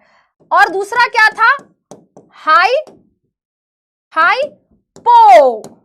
हाइपो, ओ बन गया है, ओ मतलब गोल मटोल, गोल मतलब गोल गोल, मम्मी की रोटी गोल गोल, पापा के पैसे गोल गोल, सब कुछ गोल मटोल। ठीक है, तो यहां पर बेटा हमारा सेल मोटू मोटू, मोटू लोलू, मोटू लाला लाला, मोटू मोटू, है ना, हमारा सेल क्या हो जाता है, मोटू मोटू। बेटा याद रखो यार, ओ से याद रखना है मोटू मोटू, ओ से याद रखना है मोटू मोटू। और कोई भी चीज मोटू मोटू कब होती है, जब वो स्वेल होती है। कोई भी चीज मोटू मोटू कब होती है? कोई भी चीज मोटू मोटू कब होती है? जब वो स्वेल होती है, ठीक है। कोई भी चीज मोटू मोटू कब होती है बेटा? अब देखो ये, अरे कहाँ गया वो ना, अरे भाई साहब वो तो पता नहीं कहाँ गया। कोई भी चीज मोटू मोटू कब होती है? जब वो स्वेल हो जाती है ना, स्वेल हो जाती है। तो हाइपो, ओ से याद रखना है, कुछ गोल गोल बड़ा सा, ठीक है, मोटू हो जाएगा सेल। आई होप बेटा ये कि स्टूपिड सी, पता नहीं मैंने ट्रिक बनाई थी जब मैं खुद 9th क्लास में थी, ठीक है। तो अगर आपकी थोड़ी सी भी हेल्प आएगी इससे तो मुझे बहुत अच्छा लगेगा। ओके दोस्तों, एक छोटा सा टॉपिक पढ़ लेते तो मजा ही आ जाता। चली जाओ मैम, हमारी आंखों के सामने से 1.5 घंटे की क्लास ले लिया आपने। चलो ठीक है, फिर सेल वॉल के बारे में बेटा नेक्स्ट क्लास में पढ़ेंगे, ठीक है। चलो ये बता दो आखिरी क्वेश्चन। अरे दोस्तों, पुत्र पुत्रियों, नाराज क्यों हो रहे हो? इस क्वेश्चन का आंसर बता दो। ग्रेप्स को हमने क्या करा? पूरी रात हाइपरटोनिक सॉल्यूशन के अंदर भिगो के रखा। पूरी रात हमने हाइपरटोनिक सॉल्यूशन के अंदर, हाइपरटोनिक सॉल्यूशन आर से श्रिंक, क्या होगा? दे विल श्रिंक, है ना। हाइपरटोनिक सॉल्यूशन में बेसिकली क्या होती है? एक्सोऑस्मोसिस होती है। एक्सोऑस्मोसिस में पानी बाहर जाता है। जब पानी बाहर जाता है तो आंसर हो गया ऑप्शन बी। अब तुम बेटा देखो नहीं पढ़ रहे हो, बट एटलीस्ट इतना काम कर सकते हो बेटा, इतना काम कर सकते हो। नेक्स्ट क्लास में जब आओगे ये नोट्स में लिख कर ले आना, हम फटाफट से इसको डिस्कस कर लेंगे। इतना तो कर सकते हो ना भाई। पढ़ा नहीं रही बट एटलीस्ट छोड़ के जा रही हूँ, पीडीएफ नोट्स को डाउनलोड करोगे और वहां से बेटा मेक श्योर करोगे कि आप क्या कर रहे हो। आप ये 2 स्लाइड्स में जो भी चीजें लिखी हुई हैं, है ना, ये आप अपने नोट्स में एडवांस में लिख लेना, तो दैट फिर हम नेक्स्ट क्लास में फटाफट से इसको क्या कर ले बेटा, है ना, डिस्कस कर ले, ठीक है। तो सेल वॉल का टॉपिक फिर हम नेक्स्ट क्लास में कवर करेंगे। आज की क्लास बेटा हमने बहुत कंसेप्ट सीखे, बहुत अच्छी चीजें सीखी। आई होप बेटा आपको सारी कंसेप्चुअल क्लैरिटी आ गई होगी, ठीक है। एंड काश जैसे हायर कंसंट्रेशन से लोअर कंसंट्रेशन की तरफ चीजें ट्रांसफर हो जाती हैं, काश हमारे दिमाग में भी हो सकता। किताबों में इतना सारा नॉलेज, हमारे दिमाग में बिल्कुल नॉलेज नहीं, हाई से लो ऐसे सोते और काश ऑस्मोसिस हो जाती, है ना। चलो बेटा, सो आज की क्लास यहीं पे खत्म करते हैं। Thank you so much. What I am happy about is कि हम चीजों को रट नहीं रहे हैं। हमें क्या सिखाया गया बचपन से कि भाई बायो में तो चीजें रटनी पड़ती हैं। नहीं, हमने कुछ भी नहीं रटा है। देखो बेटा आज की पूरी क्लास कितनी कंसेप्चुअल थी। आपने खुद चीजों को समझा, खुद एनालाइज किया और आपने खुद आंसर किए, है ना। आप समझ के कर रहे हो बेटा। रटवाना होता तो मैं सबसे पहले ही आपको ट्रिक बता देती। हाइपर में श्रिंक होता है, हाइपो में स्वेल होता है। बहुत आसान था बेटा मेरे लिए, बट मैं आपको कुछ भी रटवा नहीं रही हूं, क्योंकि बेटा इस तरीके के जब पेपर में क्वेश्चन आते हैं वहां पे कई बारी रट्टा नहीं काम आता, वहां पर लॉजिक याद आता है, ठीक है। तो रट्टा नहीं मारना, चीजों को समझना है और अच्छे से समझना है। बहुत चिल तरीके से पढ़ना है भाई। हमारे पास पूरा साल पड़ा है, आराम से पढ़ेंगे, मजे से पढ़ेंगे, दिल लगा के पढ़ेंगे, ठीक है। तो आज की क्लास यहीं पे करते हैं खत्म। Thank you so much, take care of yourself, bye bye.